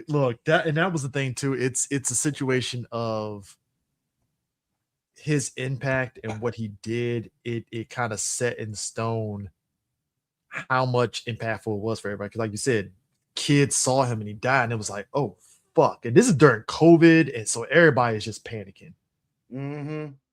It's very rare that you got that, because one of the big things about this movie was how Denzel, he literally was like, yeah, I sat down and watched the movie, and when he saw Michael B. and Chadwick and a lot of these young actors in the film, he was like, that's the future. We're fine. We're fine. And that's real to hear from that, because he wasn't talking about anything else about the movie. He was just like, I saw the acting and I was like, we're good. The future, these are some good actors in this film. We got this. And I was like, damn, that says a lot. Yep. So, all right. But that is Black Panther. Will we do Wakanda Forever? Probably. No. You see my face, Eric. I was just gonna say. You see my face, I was just gonna say, when D asked me to be on, I was like, "Do I have to watch Wakanda Forever?" And he said no. And I was like, "Don't you ever question my loyalty, y'all, ever again?" Because I was about to watch that shit. I had it loaded up, ready to go. Don't ever question my loyalty. Face Prime. I don't know. Don't ever question my loyalty, y'all. Chris is going to have to really. No, I'm not. Look, that's another movie that, just like Black Panther, I feel people had that, like you said, this movie has to succeed, which it did, but like the way in which people engage with it, again, it could have been an actual legitimate, hey, let's have an honest conversation about this movie in a way that, hey, we can address what worked and what didn't, and then just turn into a fucking shit show. We just did across all corners. And sir, we've just done 2.5 hours on the first movie. I really don't want to go 2.5 hours on a funeral. Sir, that's an hour. Maybe. Eris said the right title. funeral. Which is ironic because me being a comic head, because I'm a dork, I'm like, we got multiverse shit. He'll be back because capitalism. Also, and because Disney knows, well, sometimes they know better. It's called capitalism. Capitalism will sober you up and be like, "Fuck, okay, we gotta." But hey, Yeah, CJ, nah. it's CJ, CJ, look at me. I'm Jerry Seinfeld. I'm just saying, They capitalism. saw how y'all acted. They saw how y'all acted for that first movie, and they said those porch monkeys never again. Absolutely not. You coons ain't getting another one. So now we gotta wait for Damon Idris to be T'Challa. So, thank you, Prime, for being on this episode. We will see you again later on. I don't know what episode. I like I said, it's probably gonna be next month when I call you again. We'll let you know. But this is actually technically, before anybody asks, this is actually technically our fucking Juneteenth episode, because next Thursday won't be Juneteenth. So that being said, actually, is next Thursday June? Wait a minute, what is Juneteenth? 16th, right? It's always the 16th, right? I'm off that day, so I don't know. I think it is that day, right? Yeah, it is that day. Oh, Right, yeah, it's a 3-day weekend next week. Yeah, see what I'm talking. All right, so check this out. Hold on. Actually, hold on. What is it? Wait, what is Juneteenth? It's on a Friday. Huh? Yeah, it's Friday. Juneteenth is on a Friday. Yep. So it's next Friday, Yes. the 19th. Yep. Mhm. Okay, so we're not doing this movie. No, destroy that right now. What movie? What movie? Oh no, we're not doing that movie. That's not What even a movie? black movie. That is the no. opposite of black. No. Oh my god. No. What movie was it, sir? Oh my god, an offer you couldn't refuse. No, not for Juneteenth. I need you to tell me. Oh no. We're not doing that. We need to do a black movie. Okay. Oh fuck. Black movies. Let's see what we got here. Boom, boom, boom, boom, boom. Technically, that is a black movie. Huh? No, I'm curious. I'm with Chris. What was it? Oh, The Godfather. I thought y'all heard me. That's what you meant. Okay. I mean, well, technically, niggas like Godfather, so No, we're not doing that. We're not doing that. See, if we was going to do that, we would do Scarface, and I actually had a long thought about that, and I didn't. I am so done talking about Scarface for the 19th time on this podcast. Eris, we only talked about it once. You and I talked about it every Mandela fucking effect. day of our life. Eris Mandela affected us. I was like, damn, did we really talk about this twice? No, we did not. We Only have talked about it once. before. Only I'm not Mandela once. affecting us. D has Mandela affected us. No, because we have only talked about it once. You can look it up. No, that was a re-record. Eris, no, it wasn't. We talked about it when I was in Japan. Eris, you did. Yes, you was in Japan. 2016. And that was the one time we talked about it. It was a full 10 years ago. Yeah, 10 years ago. And that was, And that's why, Eris, you have to to realize you and I open up conversations with you and I open up conversations. And guess what? Talking about Gina's hair, slow motion going. No. Yeah, and guess what, D? That was over 2 hours that I do not need to retread again. I love how Eris just burst the whole bubble of a movie that we talk about. This is what I deserve. No, I deserve this, Eris. You won this one, man. Because we have mentioned, if we don't talk about it, we have talked about Eris. We have talked about we have referenced Metal Gear. We reference Metal Gear. We reference Goodfellas and Casino. So here's the thing. If we're going to Juneteenth, I got one. No. I already got our Juneteenth. Oh, don't worry. What is it? Actually, what is it? What's the grand plan? All right. Do you want to do college or do you want to do high school? Oh God, I know. If it's college, I know exactly what movie it's going to be, and I'm going to punch. I'm gonna punch D in the shoulder. Stomp the art. If it's Stomp the art or Drumline. No, Chris. What do you want? No, I know exactly what D's going to say. If it's college, I am getting ready to punch him in the shoulder. If it's what I think. You don't need to punch me. Stomp the art. No, what you need to do is punch that white boy that took that gun, Exactly. aimed it directly at that track star who wasn't going to fulfill her whole scholarship in the first place. That's why I said. That's what I said. The moment you said college, I knew you was going to go for higher learning. And I was telling this to my wife. I have a deep respect for John Singleton. Oh yeah. I don't like Baby Boy. But God damn it, nigga, you made a movie that we're going to be talking about for the rest of our life. Mm-hmm. I am not a big fan of getting talked down to by Lawrence Fishburne and glasses. But that shit actually built my life. That shit actually built my life. And I am glad you're not alive to see all these white people using that saxophone sound wrong. I'm glad you're not allowed to see that. But that's the thing you need to understand is that we need to keep everything everything in this community black. I did the bit with the glasses. Like, look, you gotta keep everything. My God. Do you know my dad gave me and my cousin that same fucking speech? All I'm saying is that's not Dwayne. Now I'm militant and I hate the government. Thank you a lot, Dad. Look. Any movie that I get to see Michael Rappaport catch a Tim boot to his ass is a good day. Ladies and gentlemen, we're going to do the John Singleton classic. Okay. John Singleton movie. now the higher learning. 2 year now, I would have had fun with it if we were going to go high school, because I would have said, "Ooh, we're going to high school." Is this the movie where Edward Furlong catches a bullet?